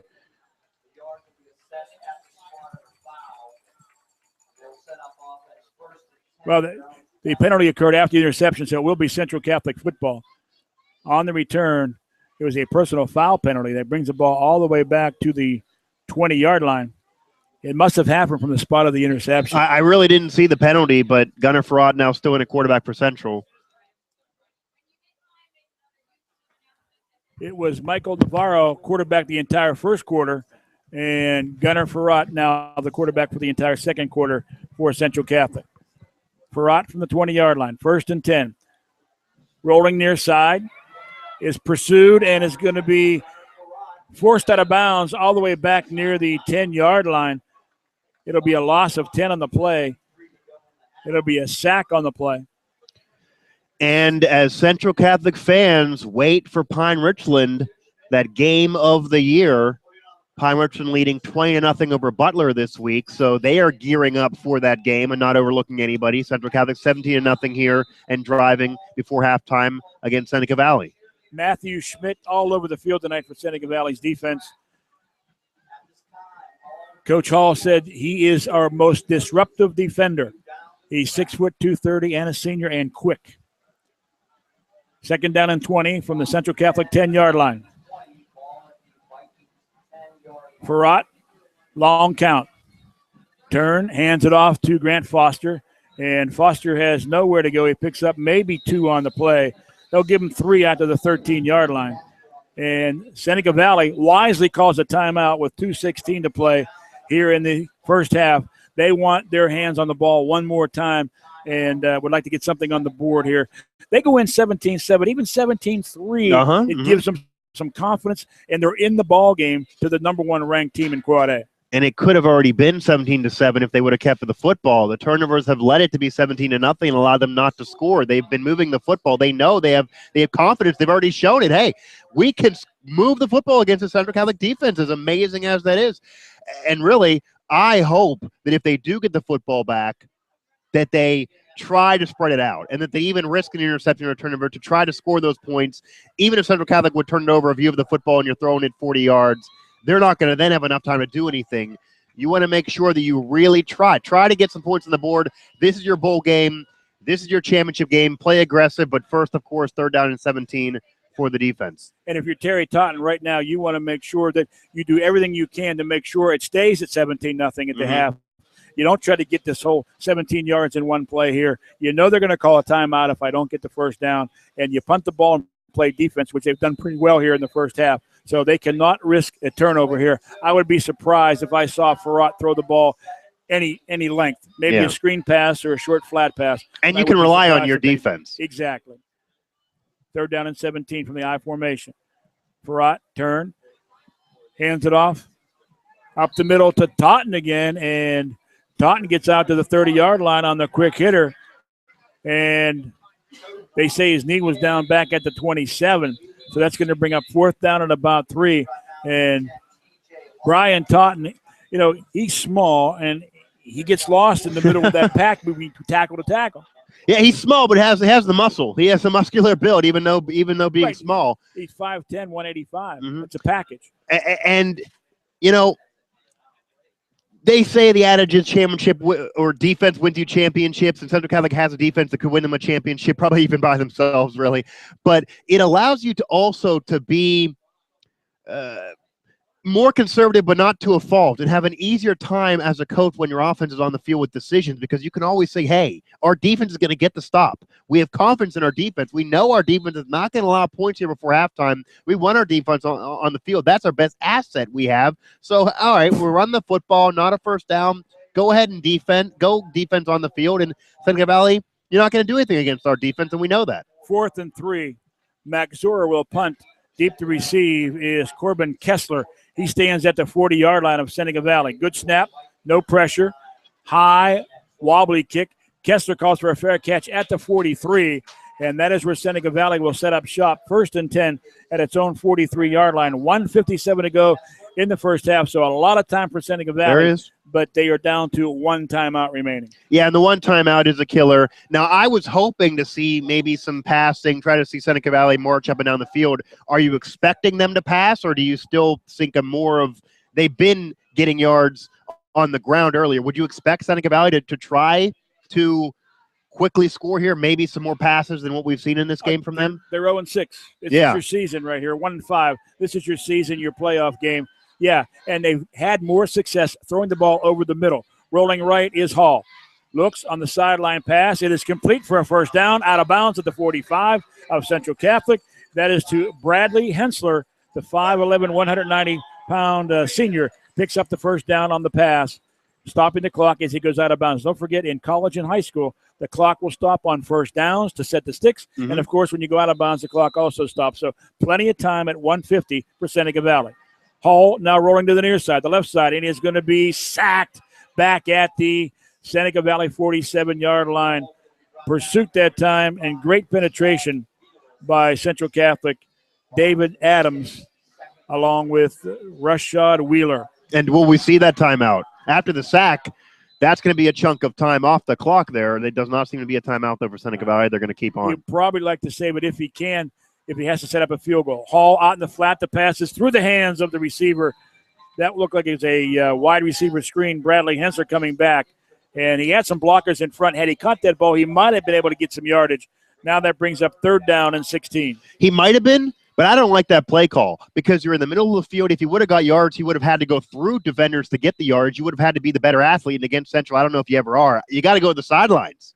Well, if you're from Pittsburgh, you've seen that play a million times. That's an Antonio Brown play right there. It is. From start to finish. 3rd down and 16. Clock is stopped with the incomplete pass at 1:18. And Seneca Valley is going to there's the timeout. Waste their final timeout on an incomplete pass. So Coach Hall's going to talk things over with his offensive team and his 6 Red Hats. Yeah, all 6 Red Hats are in the huddle, and you don't know which one of them needs to be in the huddle. It's a unique way to do it. We've seen multiple coaches give signals on the field so that the opposing team doesn't know who's giving the live signal. That's the first time I've seen 6 different players with hats on like that. And I love the new wave in college football where now they sell sponsorship on signs when they hold up the sign, whether it be Heinz, whether it be Chevrolet, whether it be Maytag. The players know which one is the right sign. Yeah, and now they appreciate all the free publicity you just gave them on the air. But now you have where nothing's sacred anymore, though, because I'm sure there's going to be the naysayers that say, I don't want the sponsors on the jerseys, I don't want it on the signs. Sponsors are everywhere, so get with the times. That's how you're going to advertise. That's the best place to be if you want to advertise, to get on the sign in college football. But in high school, not the coaches, it's the players. It involves everybody. The players who aren't playing now feel like they're involved because they got the red hat on. All right, we've got double receivers right and left. Hall from the shotgun, one sidecar. Play action fake. Hall, pressure, and he's going to be sacked again. Coming up with a big sack for Central Catholic was Jordan Scarborough, and that brings the ball all the way back to the 43-yard line. And Central Catholic now will call a timeout, hoping that they're going to have some time. They still have 1:11 on that clock to make something happen and put more points on the board. And I wouldn't be surprised. Now, some would say it's rubbing salt in the wound, but it's 17-0. It's not 45-0. First half. Yeah, it's the first half. If it was the end of the game, they wouldn't do it. They're a classy team, of course, a Catholic school, and we've seen them before not try to put the pedal to the metal when they've already had the game secured. But this game in their mind is not secured. It's only a few scores away. They had one big play, which is a touchdown. Otherwise, without turnovers, they might still be tied 0-0. So they will try to score. They will call timeouts, and they will want to use the football if they get it with 1 minute left, which could be an eternity to them. If I'm Seneca Valley, I can't have a sack after the timeout. He was almost sacked by one of his own defenders. You got to somehow try to get out of that thing, but it's easier said than done against a Central Catholic defensive rush. 4th and 22. Chad Izenas will punt. He stands inside his own 30-yard line all the way back to the 26. Deep to receive for Central Catholic is John Patrician. And it's a bad snap. Izenas runs to the right side, gets off a low kick, and it might have hit a Central Catholic player. It did, but it is picked up and returned by Ronnie Jones. So Jones, luckily in the right place at the right time. That low kick did touch a Central Catholic player and was a live ball. Oh, Seneca Valley's fortunate to get the punt off. I mean, they were running around there, bobbling the snap twice, almost fumbling it, retains, and then gets the punt off. It was one of those backyard first day of school punts where I think I could have punted the football like that, but able to get it off. It had some bounces in their favor, and Central Catholic does start with the football under a minute now at the 30-yard line of their own territory. Central Catholic has one timeout remaining. 70 yards for a touchdown, but certainly could get into field goal range with their excellent kicker, Magzura. Farrat, left sideline, pass is incomplete over the hands of the intended receiver, Graham Adamitis, the tight end. Brings up 2nd down and 10. 55.4 seconds left in the first half. Central Catholic on top 17-0. You can't say enough about that Central Catholic defensive wall with Wheeler, Scarborough, Ryan, Broughton, Buckley, Adams, and Glover, the front 7. They have done an outstanding job. Well, some argue whether it's the defensive line, the front 7, or the secondary that is the reason why Central Catholic has the best defense, and you can make a case for both. Off the tail of the tandem with the handoff. That is the big guy, Grant Foster. Foster out near midfield, and a first down that stops the clock. Foster came into the game with a 6.6 per carry average, 399 yards. He is now well up over 400. He also has 12 touchdowns on the season to lead the Viking offense. Some of those, though, those 1-yard touchdowns and goal line where he's capping off a drive that somebody else did the work. But, hey, more power to him. First down, Totten, quick handoff of the middle, big hole again. Totten down to the 33-yard line. The little bowling ball running back, Brian Totten, 5'10", 185 senior, picks up another first down. He's got the 82-yard touchdown run, his first score of the season. Stops the clock to set the ticks. 33.8 seconds left. 1st and 10, Central Catholic at the Seneca Valley 33-yard line. I'd imagine Brian Totten's at 100 yards, over 100 yards, flirting with it at least. Oh, he's over 100. Foster picks his way left side, maybe a 2-yard gain, and Central Catholic will call its final timeout. Foster does pick up 2. Bowling ball, though, is probably the best way to describe him. That's just simple to the point and the best way to describe Brian Totten. He's the fullback. He does kind of have the muscles, the muscular build, but he's not the tallest man in the world. He's a bowling ball that just won't stop rolling. Both teams are out of timeouts now as we have 19.3 seconds left in the first half. It was a gain of 2 on the play for Foster. So it's 2nd down and 8. And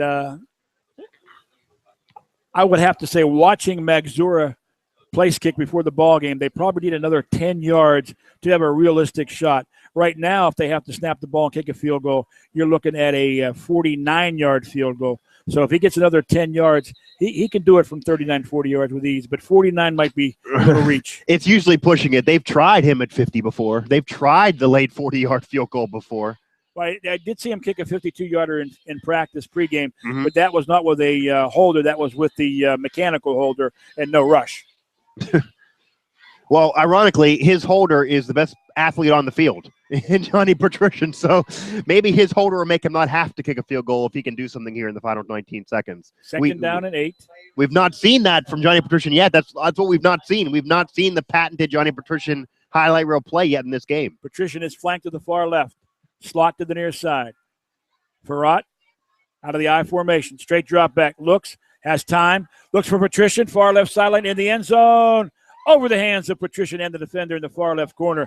So he went for Patrician on the home run ball. And with 12.3 seconds left, that brings up 3rd down and 8. I thought they were going to let me foreshadow. I thought I threw him a softball. I thought they were going to hit out of the park. But Johnny Patrician in the corner of the end zone, man-to-man coverage is overthrown. But if that was in the breadbasket, if that was not as much mustard underneath that football, he would have jumped up and that would have been a touchdown. We've seen that time and time again from Johnny Patrician. Good coverage on the play by Mason Dehart. That time was a fly down the left side. Let's see if they go more towards the middle of the field, maybe a post pattern this time. Triple receivers near side. Farrat, straight drop back. Looking, has a lot of time. Now rolls to the right side. Into the end zone. It is caught, but he is out of the end zone. Patrician makes the catch, but he could not get a foot down. And there was a flag down at 2.4 seconds left. So your man caught the ball, but he just could not get a foot down in the end zone. He's doing what he can. Ball overthrown. He's out of bounds already. But Johnny Patrician, they're feeding him. They want him to get a touchdown. You can tell that. He went down the left sideline, then floated down the back of the end zone. Illegal shift.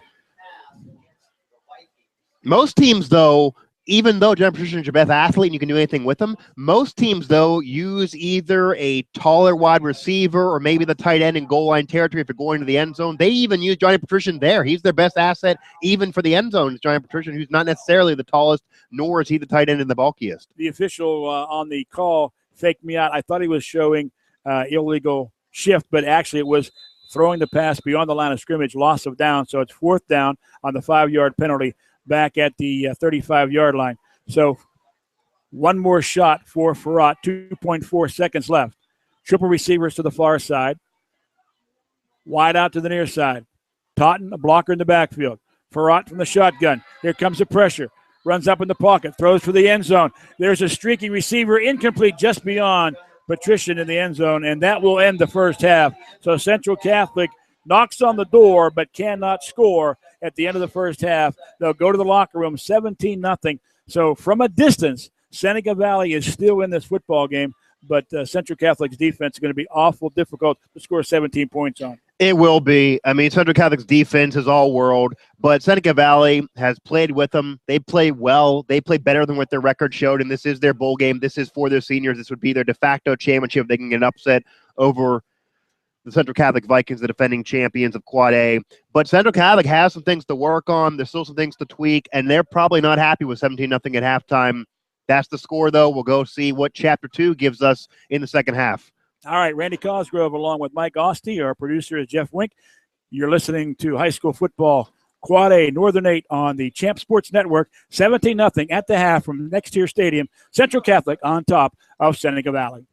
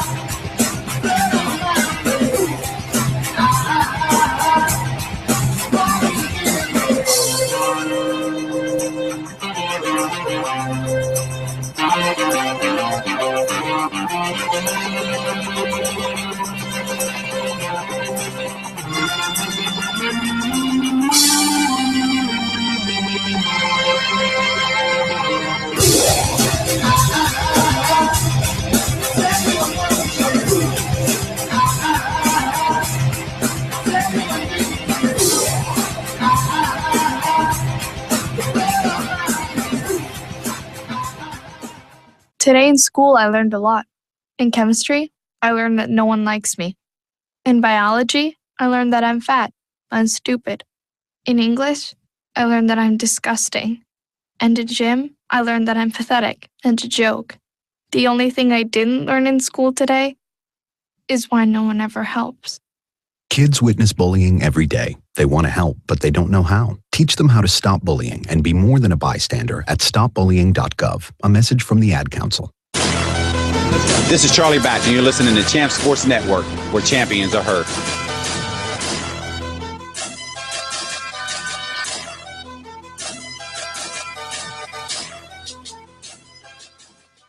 I'm Janelle Wright, a Panera Bread customer. I am the mother of 4 children, and I'm a professional violinist. After eating the breakfast power sandwich, I know that I'm fueled for the day and I feel satisfied. To me, this is the only fresh, wholesome option out there because the competitors have something that's processed that they're warming up in the microwave. What I love about the breakfast power sandwich are the wonderful ingredients. It's the all-natural egg, the Vermont white cheddar, and smoked ham on freshly baked whole grain bread. Something under 350 calories, and that's awesome. Panera Bread, make today better. There once was a boy wizard whose name was Larry Smarter. Larry, why weren't you in Professor Dinky Doodle's mythical creature classification class? Well, I'm taking Algebra 2 in a foreign language. Oh, so you can talk to unicorns? Not exactly, unless they're French. Larry wanted to go to college, so he visited knowhowtogo.org to find the classes he really needed. Getting into college doesn't happen magically. Learn more at knowhowtogo.org. Brought to you by the American Council on Education, Lumina Foundation for Education, and the Ad Council. You're listening to the Champ Sports Network, where champions are heard. My sport is football, but my passion is education. My name is Nnamdi Asomugha, and this is how I live united. I see too many kids miss out on moving up. Kids who could go on to college, but just need that extra little push. So every year, I take promising high school students on a college tour. We check out the dorms, the library, meet some professors, find out where the best late-night grub stops are. It shows them that there's a whole world beyond their own. But what's even better is that most of these kids decide college is for them. I'm Nnamdi Asomugha. I show kids that a higher education means a brighter future. So when it comes to living united, I don't just wear the shirt, I live it. Join me. It takes all of us working together to make a difference. Find out how you can live united for education.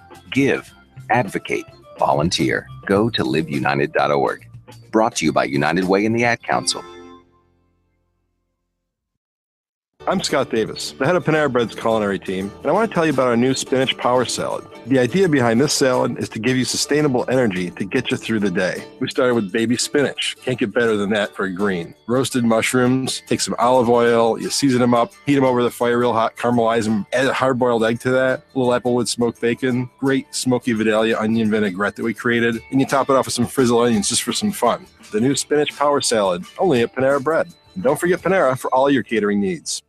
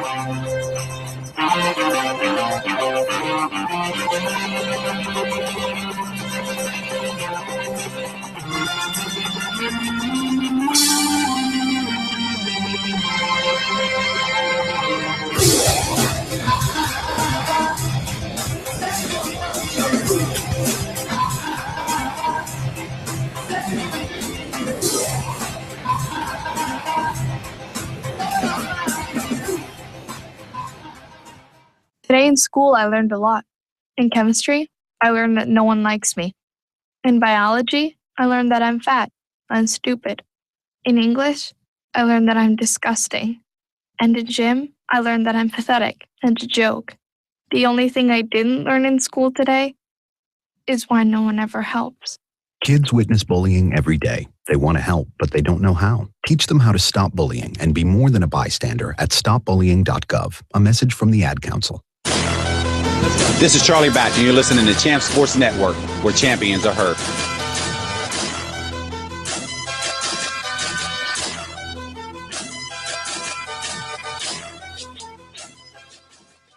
I'm Janelle Wright, a Panera Bread customer. I am the mother of 4 children, and I'm a professional violinist. After eating the breakfast power sandwich, I know that I'm fueled for the day and I feel satisfied. To me, this is the only fresh, wholesome option out there because the competitors have something that's processed that they're warming up in the microwave. What I love about the breakfast power sandwich,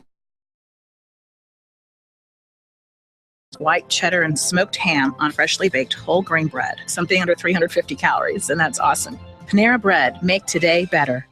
There once was a boy wizard whose name was Larry Smarter. Larry, why weren't you in Professor Dinky Doodle's mythical creature classification class? Well, I'm taking Algebra 2 in a foreign language. Oh, so you can talk to unicorns? Not exactly, unless they're French. Larry wanted to go to college, so he visited knowhowtogo.org to find the classes he really needed.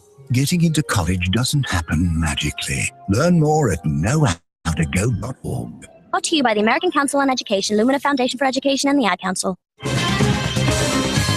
You're listening to the Champ Sports Network, where champions are heard. My sport is football, but my passion is education. My name is Nnamdi Asomugha, and this is how I live united. I see too many kids miss out on moving up. Kids who could go on to college, but just need that extra little push. So every year, I take promising high school students on a college tour. We check out the dorms, the library, meet some professors, find out where the best late night grub stops are. It shows them that there's a whole world beyond their own. But what's even better is that most of these kids decide college is for them. I'm Nnamdi Asomugha. I show kids that a higher education means a brighter future. So when it comes to living united, I don't just wear the shirt, I live it. Join me. It takes all of us working together to make a difference. Find out how you can live united for education. Give, advocate, volunteer. Go to liveunited.org. Brought to you by United Way and the Ad Council. I'm Scott Davis, the head of Panera Bread's culinary team, and I want to tell you about our new spinach power salad. The idea behind this salad is to give you sustainable energy to get you through the day. We started with baby spinach. Can't get better than that for a green. Roasted mushrooms, take some olive oil, you season them up, heat them over the fire real hot, caramelize them, add a hard-boiled egg to that, a little applewood smoked bacon, great smoky Vidalia onion vinaigrette that we created, and you top it off with some frizzled onions just for some fun. The new spinach power salad, only at Panera Bread. And don't forget Panera for all your catering needs.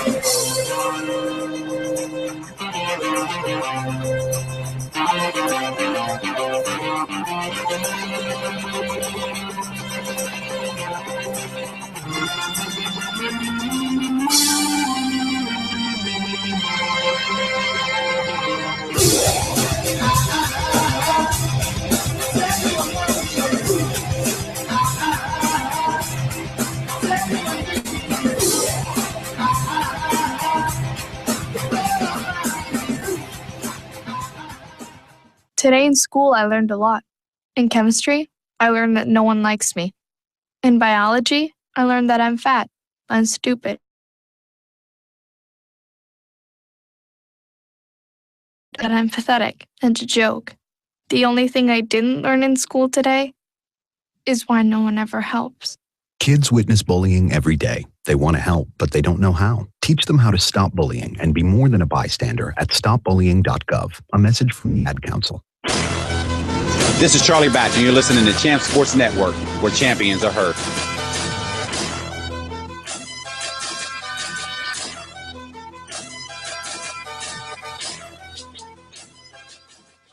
I'm Janelle Wright, a Panera Bread customer. I am the mother of 4 children, and I'm a professional violinist. After eating the breakfast power sandwich, I know that I'm fueled for the day and I feel satisfied. To me, this is the only fresh, wholesome option out there because the competitors have something that's processed that they're warming up in the microwave. What I love about the breakfast power sandwich are the wonderful ingredients. It's the all-natural egg, the Vermont white cheddar, and smoked ham on freshly baked whole grain bread. Something under 350 calories, and that's awesome. Panera Bread, make today better.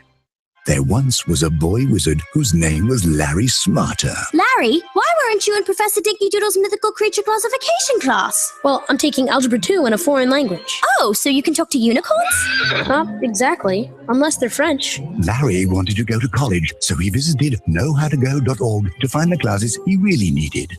Getting into college doesn't happen magically. Learn more at knowhowtogo.org. Brought to you by the American Council on Education, Lumina Foundation for Education, and the Ad Council. You're listening to the Champ Sports Network, where champions are heard. My sport is football, but my passion is education. My name is Nnamdi Asamoah, and this is how I live united. I see too many kids miss out on moving up. Kids who could go on to college, but just need that extra little push. So every year, I take promising high school students on a college tour. We check out the dorms, the library, meet some professors, find out where the best late night grub stops are. It shows them that there's a whole world beyond their own. But what's even better is that most of these kids decide college is for them. I'm Nnamdi Asamoah. I show kids that a higher education means a brighter future. So when it comes to living united, I don't just wear the shirt, I live it. Join me. It takes all of us working together to make a difference. Find out how you can live united for education. Give, advocate, volunteer. Go to liveunited.org. Brought to you by United Way and the Ad Council. I'm Scott Davis, the head of Panera Bread's culinary team, and I want to tell you about our new spinach power salad. The idea behind this salad is to give you sustainable energy to get you through the day. We started with baby spinach. Can't get better than that for a green. Roasted mushrooms, take some, season them up, heat them over the fire real hot, caramelize them, add a hard-boiled egg to that, a little applewood smoked bacon, great smoky Vidalia onion vinaigrette that we created, and you top it off with some frizzled onions just for some fun. The new spinach power salad, only at Panera Bread. And don't forget Panera for all your catering needs.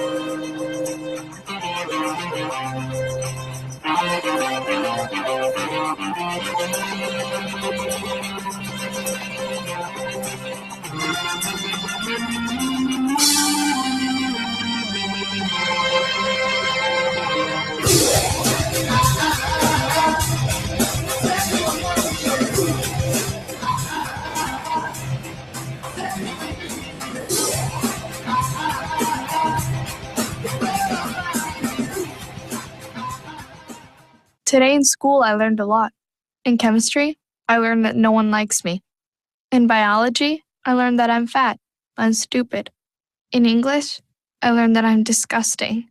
And in gym, I learned that I'm pathetic and a joke. The only thing I didn't learn in school today is why no one ever helps. Kids witness bullying every day. They want to help, but they don't know how. Teach them how to stop bullying and be more than a bystander at stopbullying.gov. A message from the Ad Council. This is Charlie Back, and you're listening to Champ Sports Network, where champions are heard.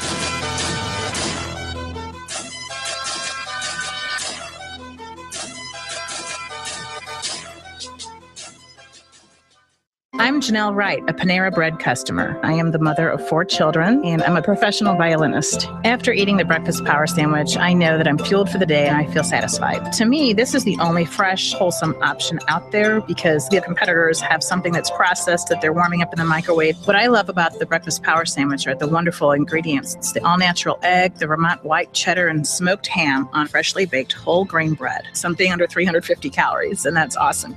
Panera Bread, make today better.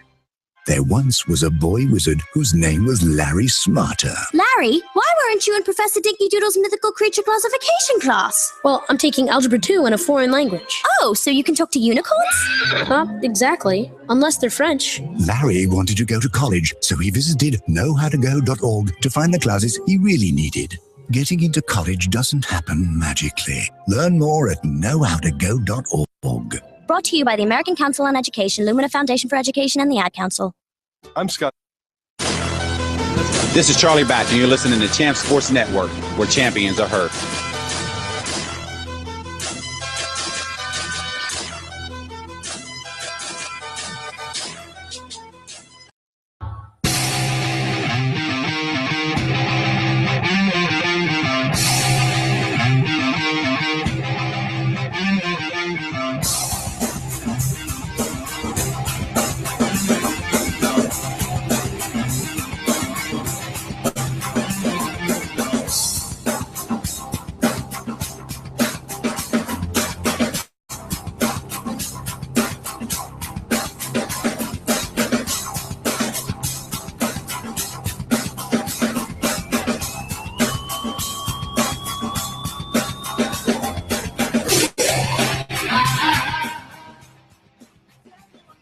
Stadium, Randy Cosgrove along with Mike Asti. Central Catholic on top of Seneca Valley, 17-0 here on the Champ Sports Network. Looking back at the scoring in the first half, the first touchdown of the ball game was the first touchdown for Brian Totten on the season. He went 82 yards for Central Catholic at 5:28 to go in the first quarter, and 82 yards, a big run. Went through the middle of the line. Nobody was there. He got to the secondary of the defense, and he was gone, and he showed a lot of speed. He did, in the most unlikely of source, to give you an 82-yard touchdown run, but Totten finally gets himself on the scoreboard, joins the weaponry with touchdowns, and becomes the play of the night from the fullback for Central Catholic, Brian Totten. And 4 minutes later, Mitch Magzora hit a 25-yard field goal to make it 10-0 Seneca Valley, and that's where it was heading into the second quarter. And then at 7:57 of the second quarter, DeMar Hamlin, a 26-yard interception return off a deflected pass. Extra point by Magzora was good, and it was 17-0, and there was no further scoring in the first half after that interception return. So 2 offensive scores for Central Catholic and the big interception return. Yeah, they scored off of a turnover. They were able to capitalize off of a turnover, and then they got an 82-yard touchdown run. Central Catholic really did not play their A game offensively, and you got to really give credit to Seneca Valley. Defensively, they came and showed up to play. They were finding their men. They were being aggressive. They were attacking the quarterback. They weren't missing tackles, but offensively, they also were moving the football, and they were even moving it on the ground, even some short routes, but turned it over. And then Central able to score touchdowns and on that one big 82-yarder. So the 82-yarder, you kind of say to yourself, hey, that's one of those you just tip your cap, but you got to make sure you take care of the football otherwise. And this is a game that Seneca Valley's been relatively in. They play better than what their record shows, they played a more of a fight against Central in that defense or the whole team in the offense than most teams have against them all season long with better records and playoff teams. So there's a lot to be said with what Seneca Valley did in this first half, and we talked about the seniors treat this as their championship and their bowl game, but we've also seen Central Catholic be in those first halves before and then go in the second half and end up with a mercy rule, end up embarrassing you, 40 points, 50 points, and you have a goose egg or just one score. Seneca Valley needs to make sure they don't get that. They've been in this game. We're giving them the credit they deserve. They need to keep that and repeat it in the second half so they really can keep on impressing. Yeah, Coach Hall cannot be disappointed in his defense. They've done a really, really good job keeping the game manageable. And Central Catholic, they will get the ball to start the third quarter. So it's imperative for Seneca Valley to keep Central Catholic off the scoreboard in that first possession of the third quarter, trailing 17-0. And you can't say enough about what the front wall of the Central Catholic defense has done. The front seven, as you mentioned, outstanding secondary as well on their defense. Rashad Wheeler, Jordan Scarborough, Richie Ryan, Romello Broughton, along with the linebackers Buckley, Adams, and Glover. The big interception return by DeMar Hamlin for the touchdown. Bryson Garner, Joey Tyndall, and John Patrician. They've all done a very, very good job defensively tonight.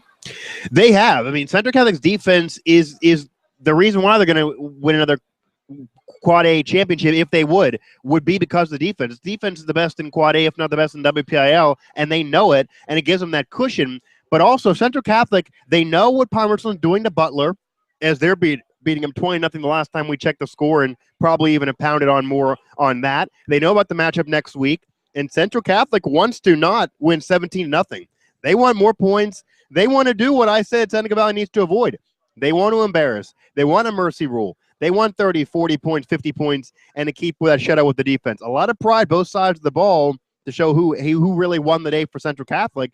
And that's something to keep an eye on that Seneca Valley needs to make sure does not happen, where Central Catholic going to keep on intimidating and sending the message to all of Quad A. That's what they said and what they felt like they were doing prior to last week, got off of it last week in a classic game against North Hills, and then here, in a bit of a fight, thanks to turnovers and a big play, they do have a 17-0 lead, which should be enough to win, but it's not necessarily the win they thought. If there was going to be some a Vegas spread on this game, I think Seneca Valley would have covered so far.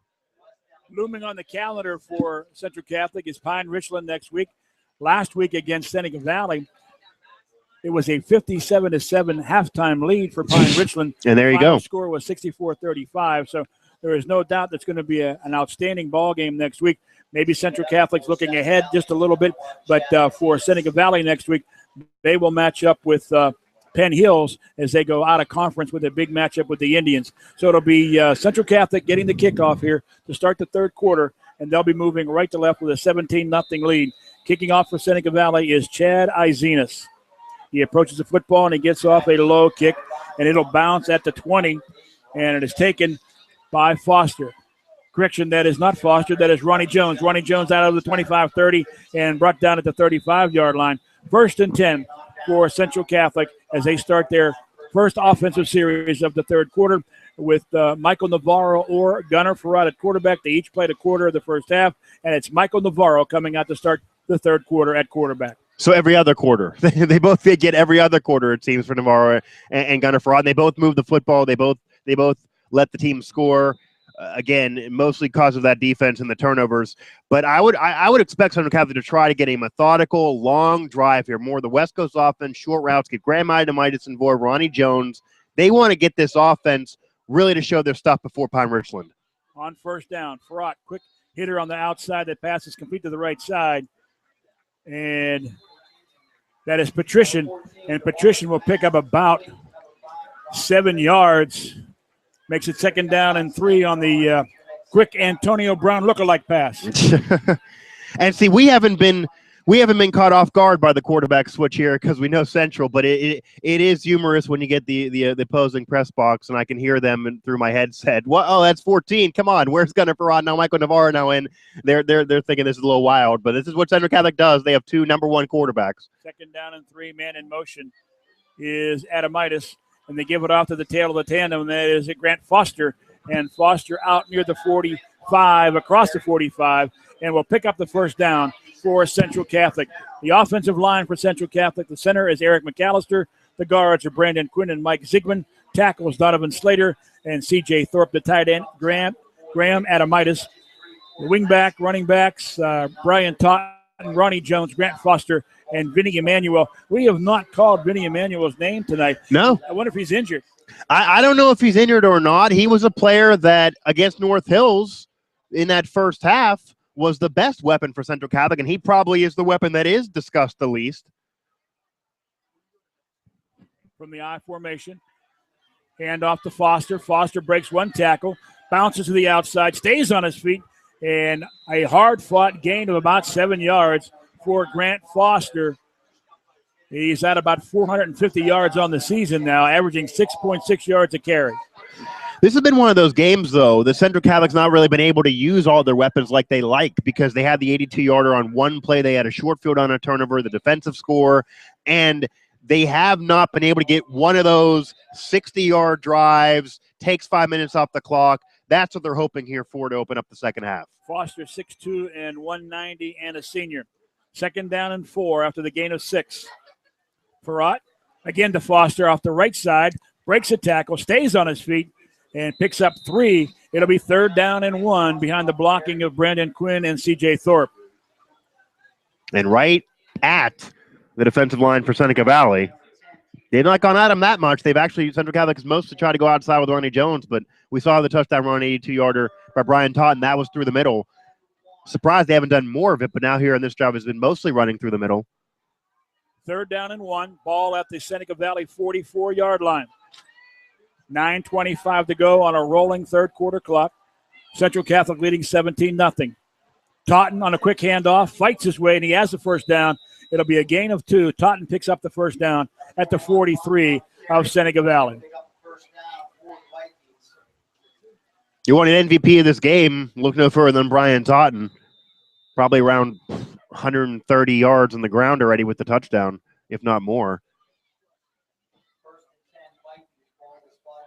They'll be at the 42, they'll spot it. 1st and 10 for Central Catholic. Terry Totten and his Vikings, the defending WPIAL Quad A champions. Tight slots both left and right. Now we have a man in motion. Reverses motion. Play action for Navarro. Flushed out of the pocket. Rolling left. The pass is going to be incomplete. Intended on the near sideline for Patrician. And good coverage that time by Seneca Valley and good penetration. Really, Navarro had nowhere to go with that ball. He didn't, and it could have been worse, could have been turned over, but Central Catholic avoids the turnover. Central Catholic has also had some of the bounces and the breaks and luck, which leads you to championships. Bryson Garner was the receiver downfield that flooded the zone about 8 yards deeper than Patrician. But again, good coverage by Seneca Valley on the play. Brings up 2nd down and 10.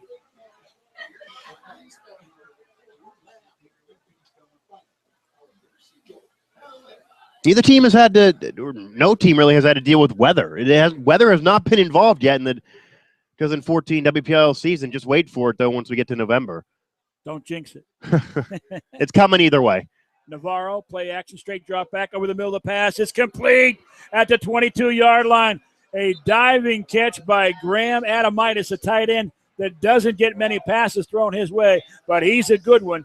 And that is his 5th catch on the season. He's averaging 11 yards per reception. That time he picked up 24 yards. You know, you want to compare with the Steelers. He's Heath Miller. He's able to block for you. He can be a team leader, but also he doesn't get as many looks and receptions as he would say if he was in more of an explosive offense. When he does, when they go at him, he catches the football, he moves the chains, he can carry as many defenders as he's asked to do. He's 6'4", 235, and a senior. Grant Foster off the right side. Big hole as Foster gets down inside the 15 to the 14-yard line. And that'll be a gain of about 7 on the play, maybe 8. So that time Foster hit the hole quicker than I've seen him hit a hole all night long. Yeah, and in the second half to be the quickest and be explosive and be the point of contact and really be hitting you and making you go backwards so we can keep the forward progress for the team. We'll make it a gain of 7, 2nd down and 3. Ball at the 14-yard line. From the I formation, Foster dots the I. Long count by Navarro. Spins, gives it off to Foster. Foster is hit after a short gain. Coming through there to make the first hit for Seneca Valley was Bradley Hensler. And Foster falls forward for a gain of about a yard. Brings up 3rd down and 2. Clock is rolling at 7:25 to go in the third quarter. 17-0 Central Catholic. And a 7 spot on the board here might just be enough to close this one down. And that might be enough where Graham Adamitis, Foster, maybe they get some rest and sit out the rest of this game. Pine Richland on the calendar next Friday. 3rd down and 2. Navarro gives it off up the middle, all the way down to the goal line. Are they in? Loose. They're saying a fumble at the goal line. Somebody in press box said ball is loose. Central signaling It's gonna be a touchdown. Touchdown, Central Catholic.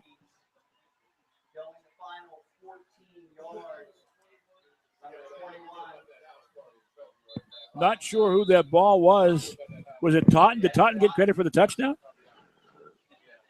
I didn't even see an original fumble, to be honest with you. I saw Central get near the goal line, but then get the public address announcer saying fumble. We see a little bit of a scrum. Central Catholic coming up with the football, but Seneca Valley seemed to be arguing it.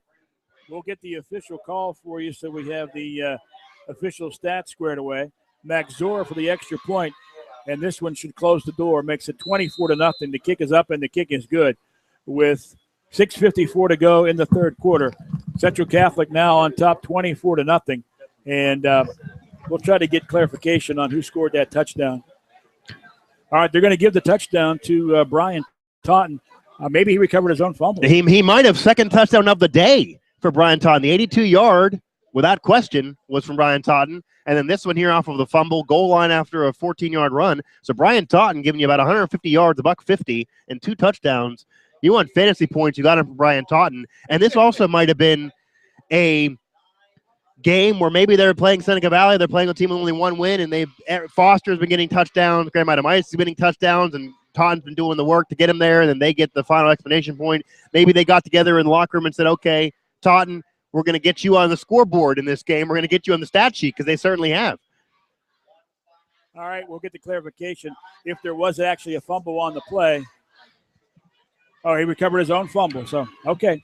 So credit Totten with his second touchdown of the ball game. And coming into the game, no touchdowns, but he has 2 tonight. So a big game for Totten. Rocky will kick off for Central Catholic from the hash mark. Yeah, Totten's known for his blocking as a fullback to set up Grant Adamitis and Foster, but not today. 150 yards, 2 touchdowns at least. On the return, Eric Mercanja. And he is hit hard after a return of about 15 yards at the 25-yard line. 1st and 10, Seneca Valley. Good coverage downfield by Central Catholic. So Seneca Valley sets up its offense. Thomas Hall, the quarterback. The running backs are Samuel Henson, Mason Dehart. Wide receivers, Eric Marcanja and Chad Izenas. Up front, you've got Tyler Hudanik, Matthew Schmidt, Zach Wilson, Bradley Moore, and Richard Baletko. Tyler Hudanik is being recruited by schools of the MAC and Conference USA. He is 6'5" and 295. Hall hands off to Mason Dehart, and Dehart comes across the 30-yard line. He'll get about 4, maybe 5 on the play. Let's call it 4, 2nd down and 6. When able to gain some yards, they're on the ground again. Teams, as the weeks go by, are gaining more yards against the Central Catholic defensive line. Dehart again up the middle. Breaks the tackle, stays on his feet, tries to bounce to the outside, but quickly the pursuit of Central Catholic comes up with the tackle, and that was led by Jacob McKee, a 5'9", 175-pound junior. Also along with Patrician on the tackle. It'll bring up 3rd down and 3. Seneca Valley looking at a goose egg on the scoreboard. Slot to the near side. And Central Catholic playing the run, but a couple corners outside in case there is a pass. Central Catholic with 4 on the line and 3 linebackers waiting in the box. Deepest defender is only 7 yards off the ball. 3rd down and 3. Hall, play action, rolling to the near side. Looking over the middle. The pass is incomplete, intended for Chad Izenas. Seneca Valley wanting an interference call. Defending for Central Catholic was Joey Tyndall. And the flag does not get dropped, so it's 4th down and 3. And a swat that could have been an interception for Central Catholic. They're always trying to force that turnover. And that entire defense was about, hey, we're playing against the run, but if you try to pass, we're going to get the sack. They didn't get the sack on an incompletion, but an excellent defensive system for Central Catholic and really able to read that play perfectly on the options. Keep the receive. Patrician along with Ronnie Jones. On the return, Ronnie Jones on the run, picks up the 40, 45, 50. Into Seneca Valley territory, breaks another tackle to the right side, bounces it, 40, 35, 30.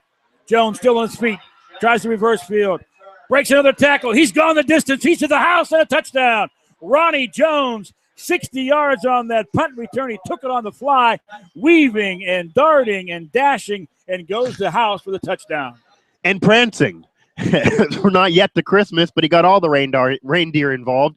Ronnie Jones, a special teams punt return touchdown, as he just basically, and that's not just going straight sideline. It wasn't a track meet. He had to go reverse field, other side of the field, had to do a turnaround, had to do a stiff arm, a lot of work on that touchdown return for Ronnie Jones. And how about that for Central, too?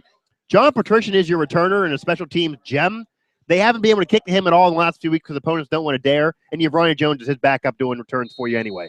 The extra point by Maxori is good. It's 31-0.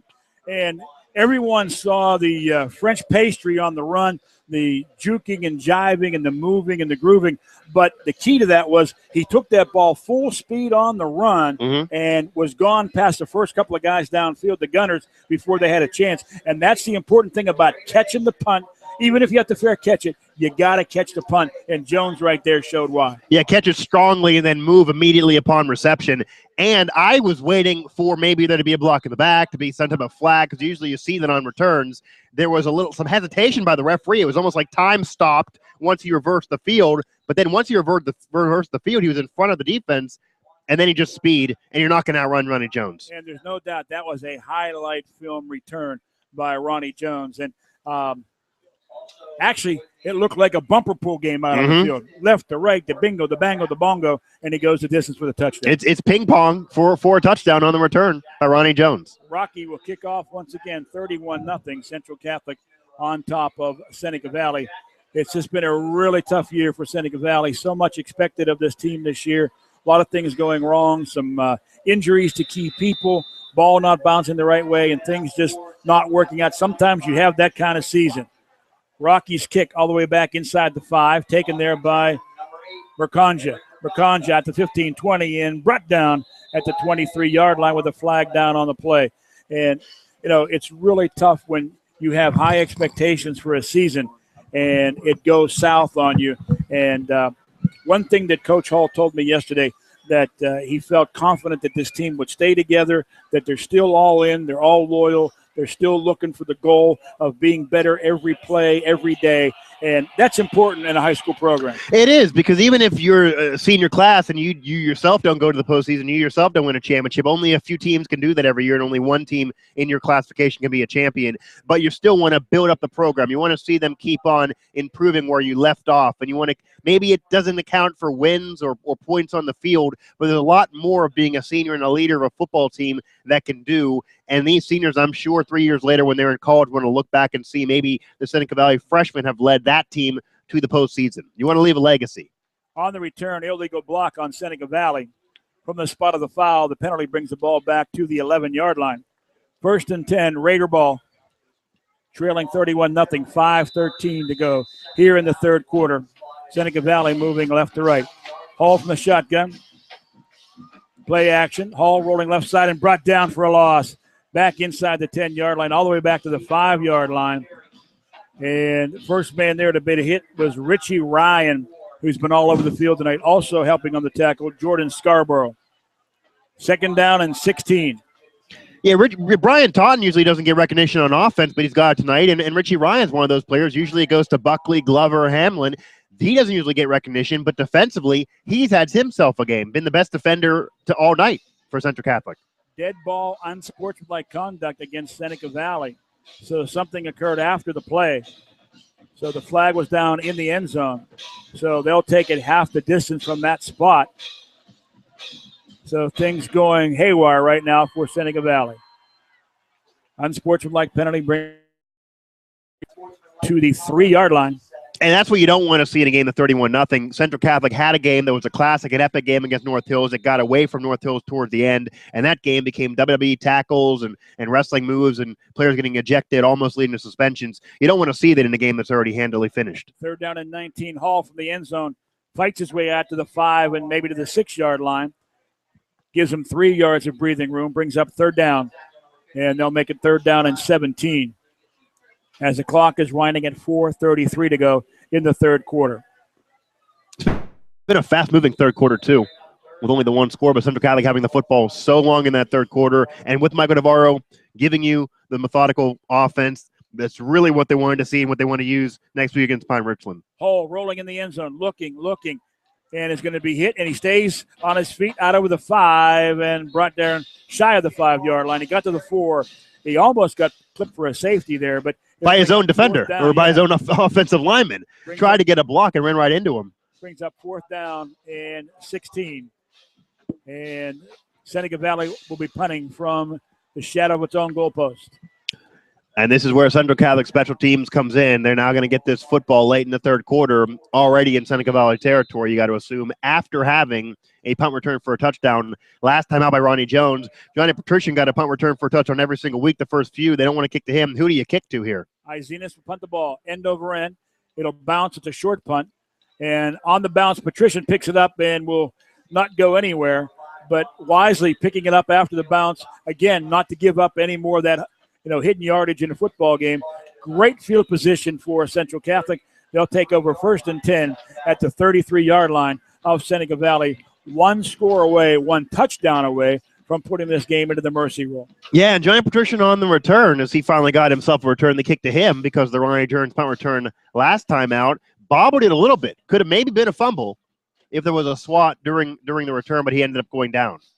All right, in at running back for Central Catholic now is Ronnie Jones. After the punt return, highlight film type return, along with Totten in the backfield. Michael Navarro stays in at quarterback. Patrician wide out to the near side. On the wing for Central Catholic is Graham Adamitis, the tight end. He goes in motion left to right. Sets up on the right wing. Pitch back deep in the backfield to Ronnie Jones. Ronnie Jones splits a defender.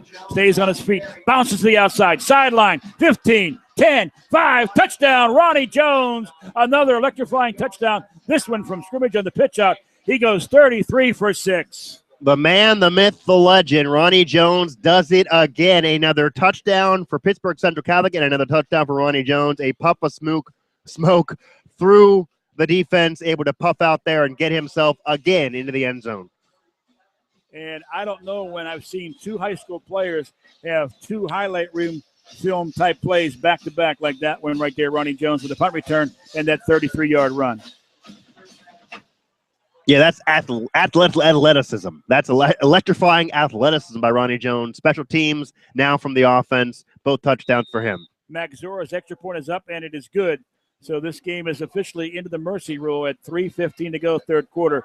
38-0 Central Catholic on top of Seneca Valley. So a senior night that had much promise for Seneca Valley coming into the ball game has gone the opposite direction for a lot of reasons, mainly because Central Catholic's a much better football team. Let's say it honestly. Yeah, it's not insulting anybody. Central Catholic is the defending champion. They're undefeated. They've been mercy ruling everybody except for a couple games there, and they won those tests. Central Catholic is the prohibited favorite in Quad A. They feel like their Central Catholic has won, and then you're looking at Pine Richland maybe even a step below them, and some teams 3, 4, and 5 are just light years away. That's what Central Catholic believes. We'll see if it's true next week for Central Catholic and Pine Richland, and Pine Richland doing the same thing as they're taking care of business this week, but Central Catholic is trying to prove that as this game continues and gets to its close. For the Central Catholic fans, let's paint the picture again.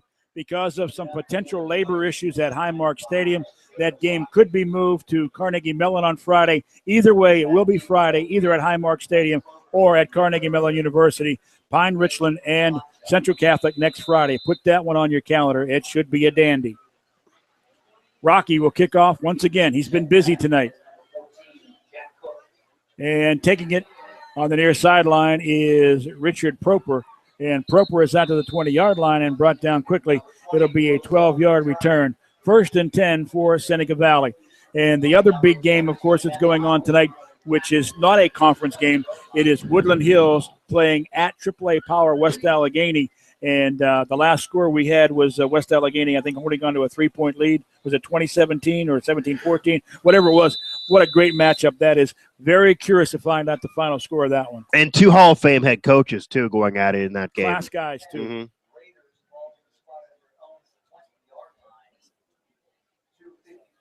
27-20, West Allegheny. Holding on to it. That game's in the fourth quarter because it was a 7 o'clock start. And I'm sure Woodland Hills, that's one of those games with West Allegheny that if you win, you're going to be able to celebrate. If you're Woodland Hills, you're going to maybe feel like you're getting the embarrassment by losing to a AAA team. But, hey, they're both championship caliber, and there's nothing to be ashamed of losing to West Allegheny with how they've been playing. Hall, the quarterback for Seneca Valley, picks up a first down on a very nice run out of the shotgun out to the 31-yard line. This week he made a commitment. He'll go to Colgate and take his football skills as a quarterback to Colgate. Outstanding academic institution. Hall off the belly, fakes the handoff, and is going to be hit and dropped after, if the most, a half-yard gain. Up to make the tackle for Central Catholic. First man on the hit was Clay Myers, 6'1", 225, a sophomore. So Terry Totten starting to get a few extra guys in the game now. Mm-hmm. Doesn't want anybody hurt for the big one next week with Pine Richland. No, you got to preserve for that Pine Richland game. That's basically your season. That's how you're a 1 seed. That's how you keep on being undefeated. That is your season. Maybe some games they obviously were heavy favorites in before that, but still. All the pass over the middle on play action, picks up a first down. And on the receiving end is Cody Boozle, a junior wideout, 6'4", 215. Makes the catch and run for the first down out to the 47-yard line. Stopping the clock momentarily to set the sticks. On the option left, pitch back is going to be a short gain for Seneca Valley. Great pursuit on the ball carrier, Mason Dehart. It'll be a gain of 2, second down and 8. I erroneously said it stopped the clock with the sticks. I didn't even look at the scoreboard. I forgot we're in the mercy rule, so it does not stop for the sticks. Second down and 8, down to the minute mark on the snap of this football in the third quarter.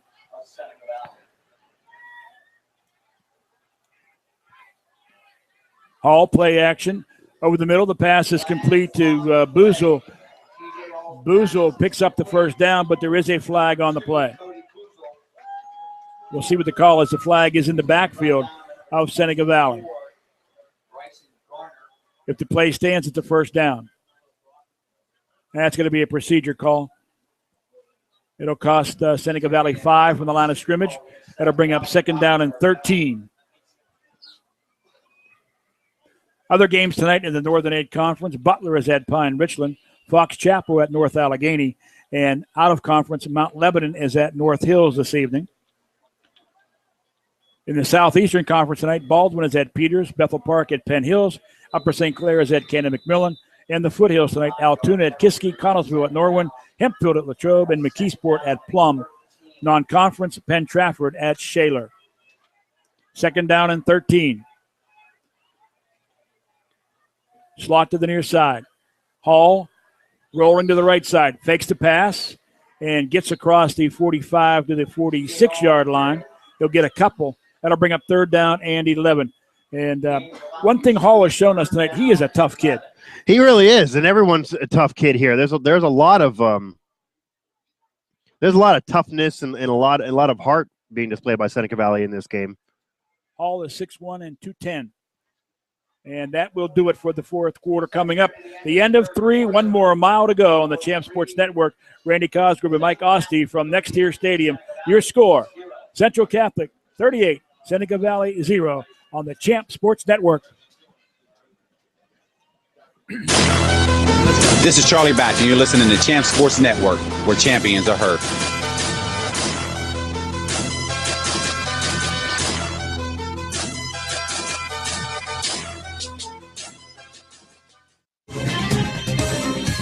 You're listening to the Champ Sports Network, where champions are heard. Today in school, I learned a lot. In chemistry, I learned that no one likes me. In biology, I learned that I'm fat. I'm stupid. In English, I learned that I'm disgusting. And in gym, I learned that I'm pathetic and a joke. The only thing I didn't learn in school today is why no one ever helps. Kids witness bullying every day. They want to help, but they don't know how. Teach them how to stop bullying and be more than a bystander at stopbullying.gov. A message from the Ad Council. This is Charlie Batch, and you're listening to Champ Sports Network, where champions are heard. All right, back for the start of the fourth quarter. Seneca Valley on 3rd down and 11. Hall, the quarterback, looking downfield, rolling to the near side, tucks it under at the 50-yard line, brought down at the 49 after a gain of about 5 yards on the play. But coming up on the tackle for Central Catholic was Ronnie Jones, and that'll bring up 4th down, and let's call it 7 for Seneca Valley. Let's call it 6. 4th and 6, the ball at the 49 of Central Catholic. Seneca Valley now would like nothing better than just get on the scoreboard to avoid the shutout in this senior night game against Central Catholic, the number 1 ranked team in Quad A. There are different polls. You either see Central Catholic number 1 or Woodland Hills number 1. But either way, they are going to probably be seated 1 and 2 as long as each go through the rest of the regular season unscathed. But, of course, Pine Richland on the docket next week for Central Catholic. And on the near side, the pass on 4th down is incomplete. It falls short of the intended receiver, Mason Dehart. And Central Catholic will take over 1st and 10 at its own 49-yard line. And now 10:51 here, fourth quarter. You're going to see a different Central Catholic offense. They have starting to rest some players here. Are you going to see? Farad does come in at quarterback. And you see Gunnar Farad in at quarterback, so he gets his fourth quarter, gets his quarter in of action as they kind of been doing the 1A, 1B. Still Mike Navarro, your starter, though. Gunnar Farad's supposed to be the starter. For anyone just tuning in or new to Central Catholic football, Gunnar Farad's supposed to be the starter this year for Central Catholic in their championship defense. He was in 2014, the son of Gus Farad, from Washington Redskin, quarterback in the National Football League, also a coach on the Central Catholic staff. From Fort City, Pennsylvania. And got injured in week 1 with a concussion, sat out the next few weeks. All Michael Navarro, all the points, all the winning, but now they've been 1A, 1B, Gunnar Farad equally to the level of Michael Navarro here for the Central Catholic offense. First down call for Central Catholic, and the ball is fumbled, and Farad picks it up quickly and gets back to the 50-yard line. So he might even get a yard gain on the play. Let's call it 2nd down and 9. The ball is at the 50-yard line. 2nd down and 9, a yard gain for Farad. Ronnie Jones stays in the ball game. 2 electrifying plays, 1 on the punt return and 1 on a 33-yard run from scrimmage for Ronnie Jones. On the far side is Hunter Praxty. You never want to leave a game or ask the coach to take you out of a game, but if I'm Ronnie Jones, I kind of want to rest. I've kind of done enough here. But Jones is a flanker to the near side. He's not in the backfield. Farad turns and hands off to the second back through and nowhere to go. And I believe that is Vinny Emanuel. It is Vinny Emanuel, the 5'9", 180-pound junior, coming into the ball game, 240 yards on the season from the ground, but an 8.8-yard carry and 2 touchdowns. Loss of a yard, so it's 3rd down and 10 for Central Catholic. Now, I'm going to guess that he's the son of Joey Emanuel, the baseball coach. I believe so. Scout? Okay. Great Central Catholic guy, or either maybe nephew, but Joey Emanuel, great baseball guy from Pittsburgh. 3rd down and 10. Farad takes it, boots leg it to the near side, breaks a tackle at midfield, stays on his feet, and down near the 46 of Seneca Valley. That'll bring up 4th down and 5. And speaking of baseball, you have the championship series underway. The American League Championship Series, ALCS starts tonight as we're speaking. Royals and Orioles. It's been since the early 80s, 1983 last championship for the Orioles, and 1985 for the Royals, but 29 years in between playoff appearances. What a great time of year. You got high school football moving into the latter stages of the season. Penguin hockey starting. Pro Puck football drops. in full swing. College football in full swing. And you got the playoffs in baseball. Great time of year. Love October. I hate the weather, but October is the best sports calendar month. You get October, November, December. The fall is the best sports calendar time period. And Seneca Valley will be on the receiving end of this punt, and the fair catch is called at the 16-yard line on the punt from Mitch Magzura. And Seneca Valley will take over 1st and 10. What do you mean you don't like the weather? You don't like fall weather? I don't know. I'm from Pittsburgh. I know it's odd. I'm kind of sick and tired of it here. I drive in it. I get the snow. I'm throwing ice. It's fall. It's October. It's 50 degrees. Well, true, but there's been snow in October in the past. Don't jinx that. Are you one of those guys that like 90 degrees all the time? I don't need 90 degrees all the time. I need 75 close to 80 degrees all the time. I would not turn down jobs in Florida and California if they're broadcasting related, let me tell you. Okay. Love October weather. Yeah, my grandfather's the same way. He loves the October weather, loves the fall, wants to have the seasons. His friends go off to Florida in the winter. He doesn't do it, or at least not as long. All right, Hall takes the direct snap on the shotgun. Will carry the football across the 25, 28, and across the 30 to 32. And again, I got to give hats off to Tom Hall, the quarterback. It's been a tough year for him. Mm-hmm. He has been a tough kid tonight. He has gained good yardage on the ground. Hasn't had a good night passing the ball. His receivers have dropped a couple on him, but he has run the ball very well. He's done what he's been able to do against this defense. He's not let this defense intimidate him. He's used his legs and made some plays out of nothing, really, and he's shown he's more of an athlete than maybe what some expected him to be. 6:55 to go in the fourth quarter. On the inside shovel pass, that goes to Matthew Lesko, and Lesko is out to the 42-yard line. Seeing here, this is the portion of the game where the cheerleaders pose for pictures from their family. Correct, that's Paul Cundiff on the carry, not Lesko. Not to make excuses, but those blue numbers on the black shirts, the 5 and the 6s look almost the same, so that was my bad. Hall on the snap, pitches it back to Dehart. Dehart breaks one tackle and gets across the 45 to the 46-yard line, and he'll gain about 4 on the play. Let's call it 2nd down and 6. It could be much worse. Try calling a game for the Oregon Ducks or one of those teams with the neon numbers on the off-color uniforms. I know they're out there, and I know they get it all for free, but whoever designs some of those uniforms and approves them should be shot. Oh, okay, we're going that far. I won't argue with you, though. 2nd down pass over the middle, complete to the wide receiver. That is Cody Boozle. Boozle down across the 25-20, inside the 20 to the 17-yard line. First down, Seneca Valley, but there is a flag back where the umpire stands. Yeah, about to just stomp all over that play, but able towards the middle of the field, get through the seam and get the pass completed right in front and in front of both Central Catholic corners. Surprising that he didn't even get himself into the end zone, actually. And I know all the reasons why the uniform changes and all the ultra-modern uniforms and the new wave. Everybody has a third uniform. It's money. And then also Oregon did a uniform, though, for Breast Cancer Awareness Month. You ever seen Alabama change uniform? No, you don't see Alabama. You don't see Oklahoma, those traditional programs. Exactly. You don't. There's no need. Auburn doesn't change. They wear the traditional uniform. And there's something classy about it. There is, and Central Catholic. I'll even segue. Central Catholic, a traditional program here in the WPIAL, they change uniforms. This is a new, fresh look for Central Catholic this season. And some have maybe thought that, hey, you don't mess with Central Catholic in their uniforms. It's not an over-the-top uniform. It's not over the top, no. No. Yeah. And I'm a West Virginia University alum. I had a conversation with somebody the other day, a few fellow alums of mine. They're trying to become the Oregon of the East. Yeah, they've changed uniforms. They went to more of the block numerical numbers, and it's getting away from what their tradition was, which, of course, when you're that type of program, it's prestigious to be traditional and keep up going with that trend. I'm still waiting for Steve Peterson to go back to the script pit. Yeah, that would be nice, too. Everybody in Pittsburgh wants to except for Steve Peterson. I don't think it'll ever happen, unfortunately. 3rd down and 10. The penalty on Seneca Valley brings the ball back to the 42-yard line after the big run and catch. Hall rolling near side, throwing left wing, incomplete as they flooded the zone over there, and the pass was intended at the 40-yard line. Was that Dehart? Central Catholic's corner, though, right in front of the wide receiver. That would have been either intercepted or been an incompletion. There was really no chance for the wide receiver to catch that one. The receiver is still down on the sideline.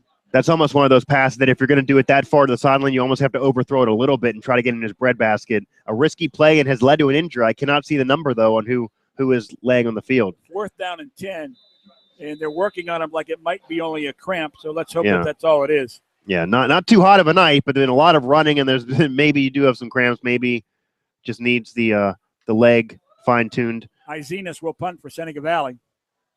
Jones deep to receive, and we know what he can do.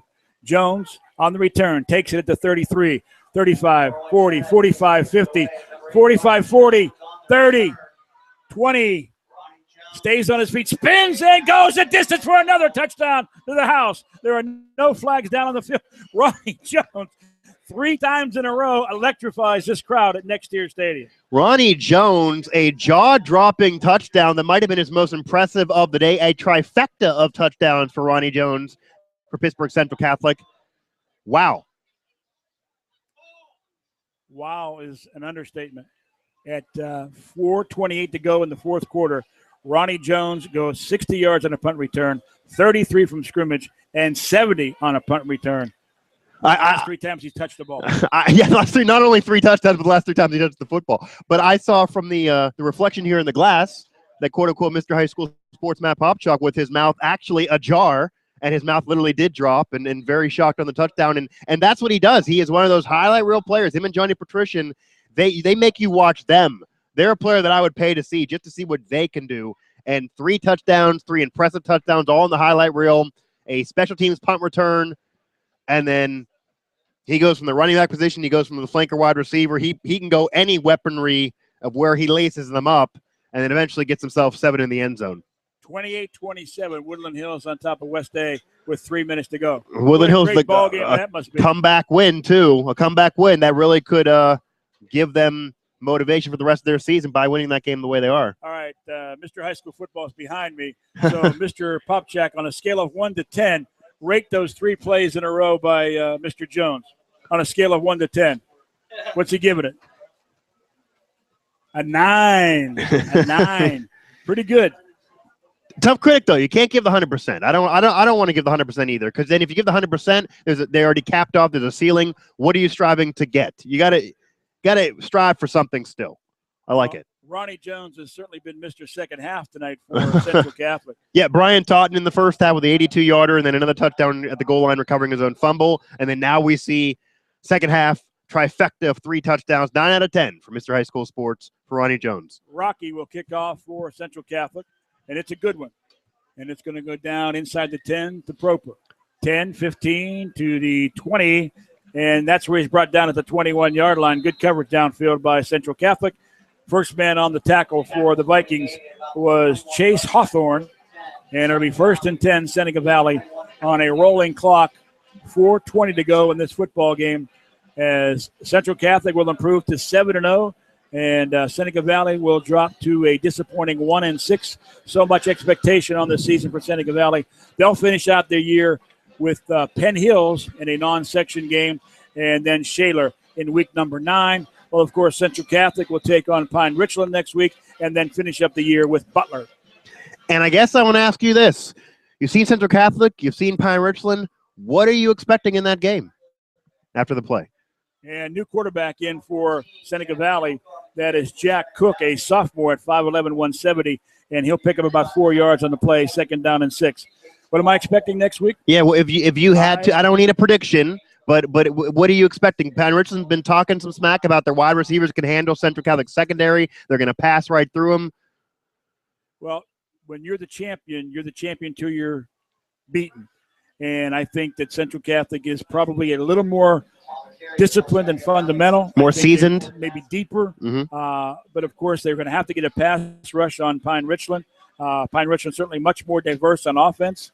They play the no-huddle. They play the quick clock.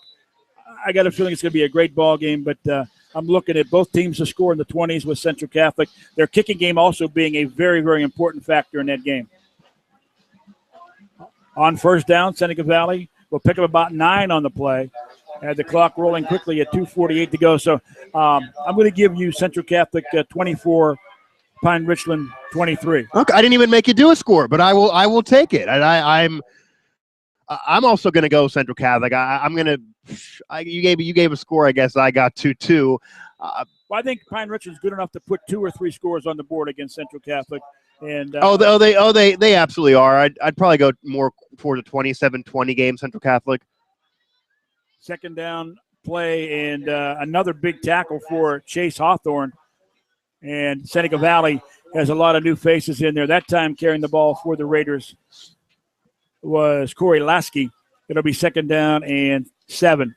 Pine Richland's the team that see that game. I really like to see that. I will be seeing it. I will be seeing it from the same press box view. But it's a team that Central Catholic's not yet faced in terms of how they are formed. That's a different team. Central Catholic has not seen no huddle. They have not seen all those different facets in an offense.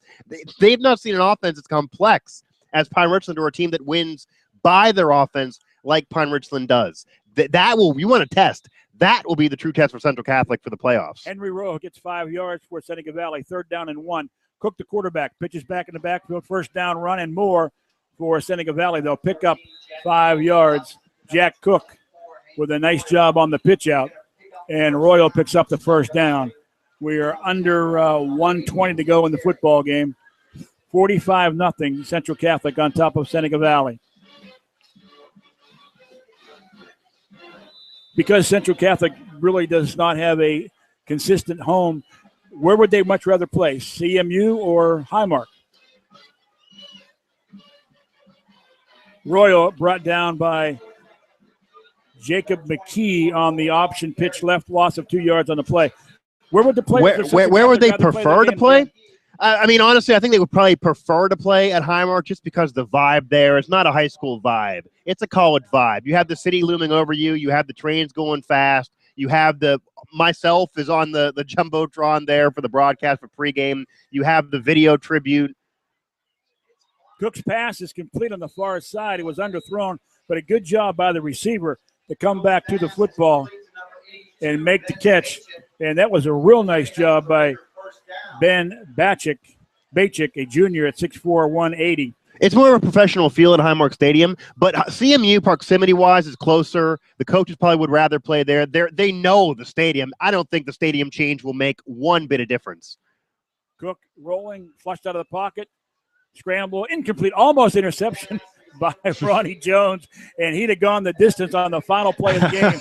We are done. We have gone 4 miles, and we are completed here at NexTier Stadium. And Central Catholic impressively first half, impressively in the second half, beat Seneca Valley to the tune of 45-0 on senior night here at NexTier Stadium. Again, a very impressive defensive performance by Central Catholic. Some big plays in the ball game, but nonetheless, they put the anchor down, and they're still the number 1 rated team. Yeah, and Central Catholic, they're the number 1 rated team. They're the defending champion. They're still undefeated. They put the points on the scoreboard. They had to get over some adversity. Nothing was perfect, as it hasn't been for the last few weeks, but still they're getting some humble pie. They're going to have to improve themselves. They know what they have to work out in practice. They have the game against Pine Richland, which is really the game to circle, maybe the game of the year in Quad A. And Central Catholic is championship or bust. They have to be a Quad A. They have to be a Quad A WPIAL champion again or bust. And unlike last year, they have some bitter taste. They want to be a state champion again. They don't want to go to state final and lose. They want to be a state champion again. So there's still something to play for. And really, that's it. With that Central defense, I know Pine Richland's offense. I know what they can do passing.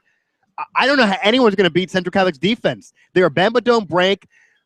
You want to profess about the front seven. I'm saying the secondary. Neither one of us are wrong. Central Catholic's defense is just so good, and they don't allow teams to get too confident against them, because even when they're moving the football, they force turnovers. And Central team, like in this game, like last week, they might not have played perfect, but they capitalize on turnovers and mistakes in their opponent better than anybody, exactly how a championship team should. All right, we're going to wrap it up on the TV side here on the Champ Sports Network. Randy Cosgrove and Mike Asti, our producer, Jeff Wink. Once again, the final score from NexTier Stadium. Central Catholic impressively 45-0 over Seneca Valley.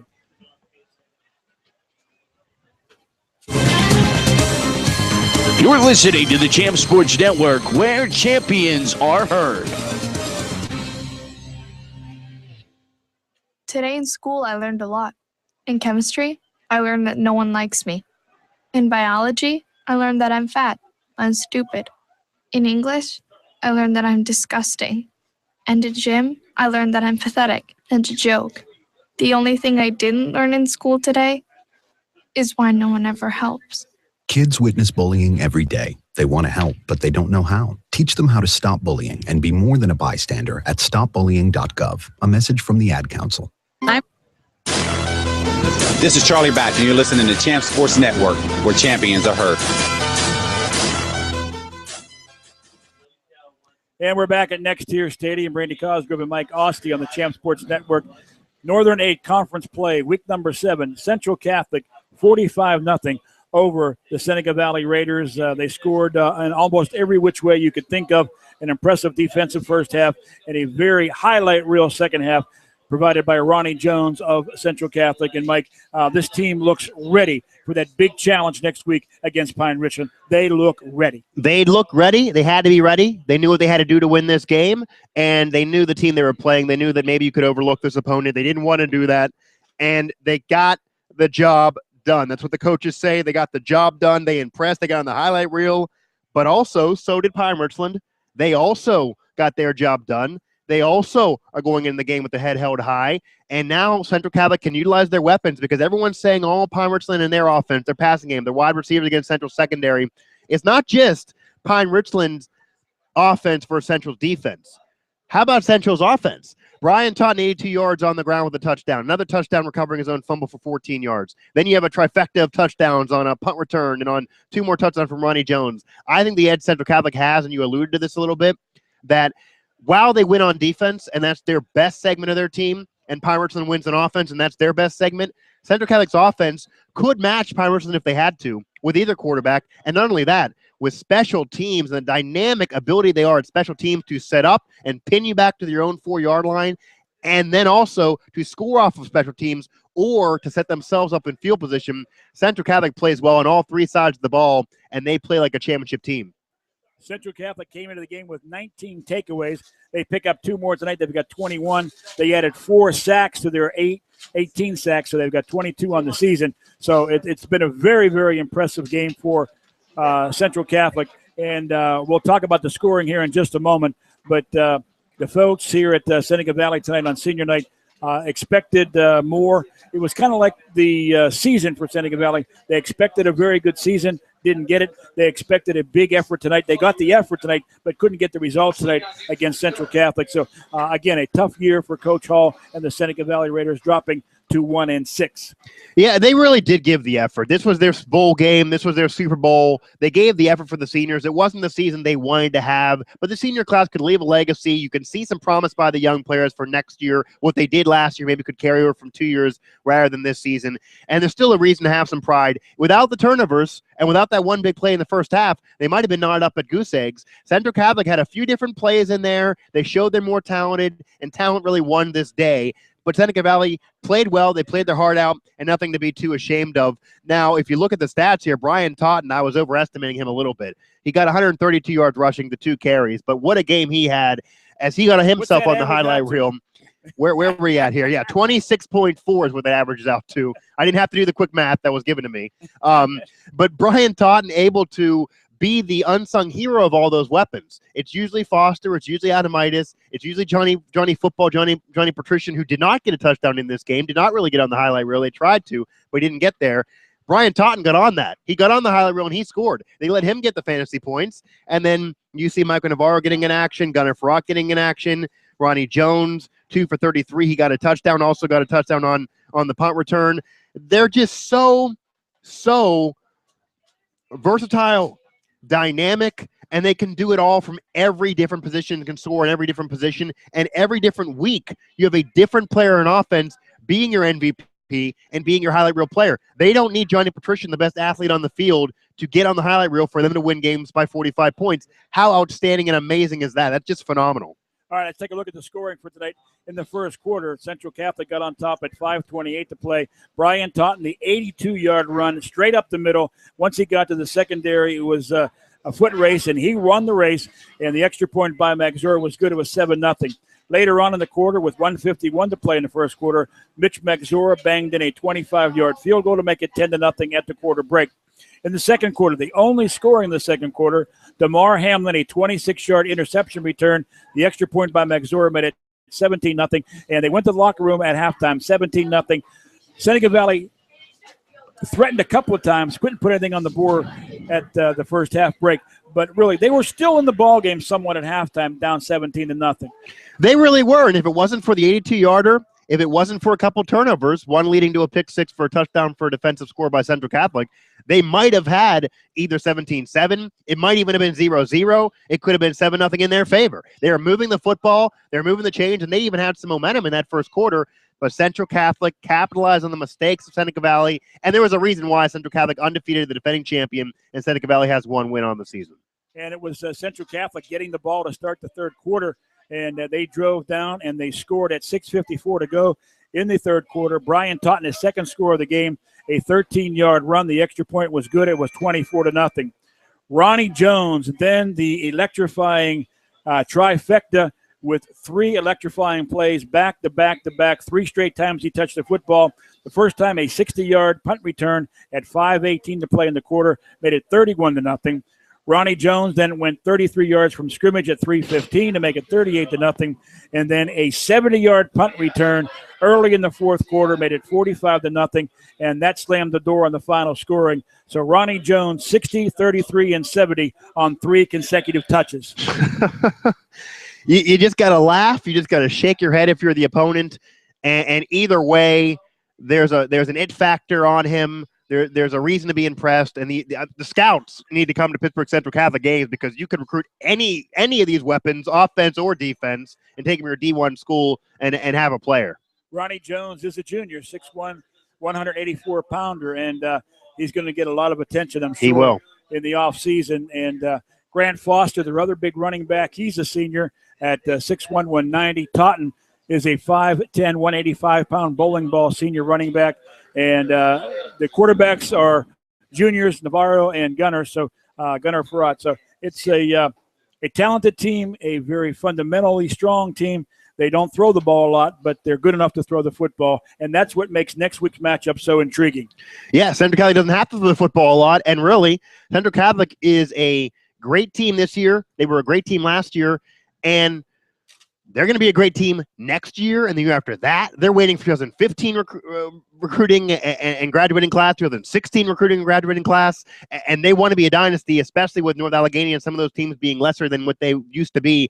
The door is wide open for a Central Catholic dynasty. They want to be back-to-back champions. They want to be undefeated. But to do that, you get through Pine Richland, and then you have the sea being parted, and then you have yourself #1 seed. Then you go to the playoffs, and maybe you could win another championship. It's going to all really be about the game between Pittsburgh Central Catholic, bend but don't break defense, but an offense that also can score and impress, and then Pine Richland's aerial assault, air raid offense. Will they be able to have those wide receivers have a field day against the Central Catholic corners? They've been talking smack on Twitter for 6 weeks now, and into the offseason. We will have our answers coming next week. Whether it be at Highmark Stadium or Carnegie Mellon, next Friday night is the best $6 you can spend to go watch Pine Richland and Central Catholic. I get it for free. How about that? You get it for free. And so does Jeff Wink, right? He does. All right, Mike, it's the second time you and I worked together. Really enjoyed it tonight. The first time Been we a worked pleasure. together was early in the football season when we did a semi-pro football semifinal match. We've moved up between Pittsburgh and Buffalo at Couple Stadium. So again, really enjoyed working with you. Yeah, it's been a pleasure, and we had a championship team there on the field, and I think we had a championship quality broadcast. And our thanks to Jeff Wink, our producer tonight, and of course Matt Argo, the executive producer of the Champ Sports Network. For Mike Asti and Jeff Wink, I'm Randy Cosgrove. Once again, your final score from NexTier Stadium in Harmony, Pennsylvania, on the campus of Seneca Valley High School. It was Central Catholic 45 and Seneca Valley nothing. Thank you so very much for coming along with us for the ride. Touch all the bases and hit those inside corners.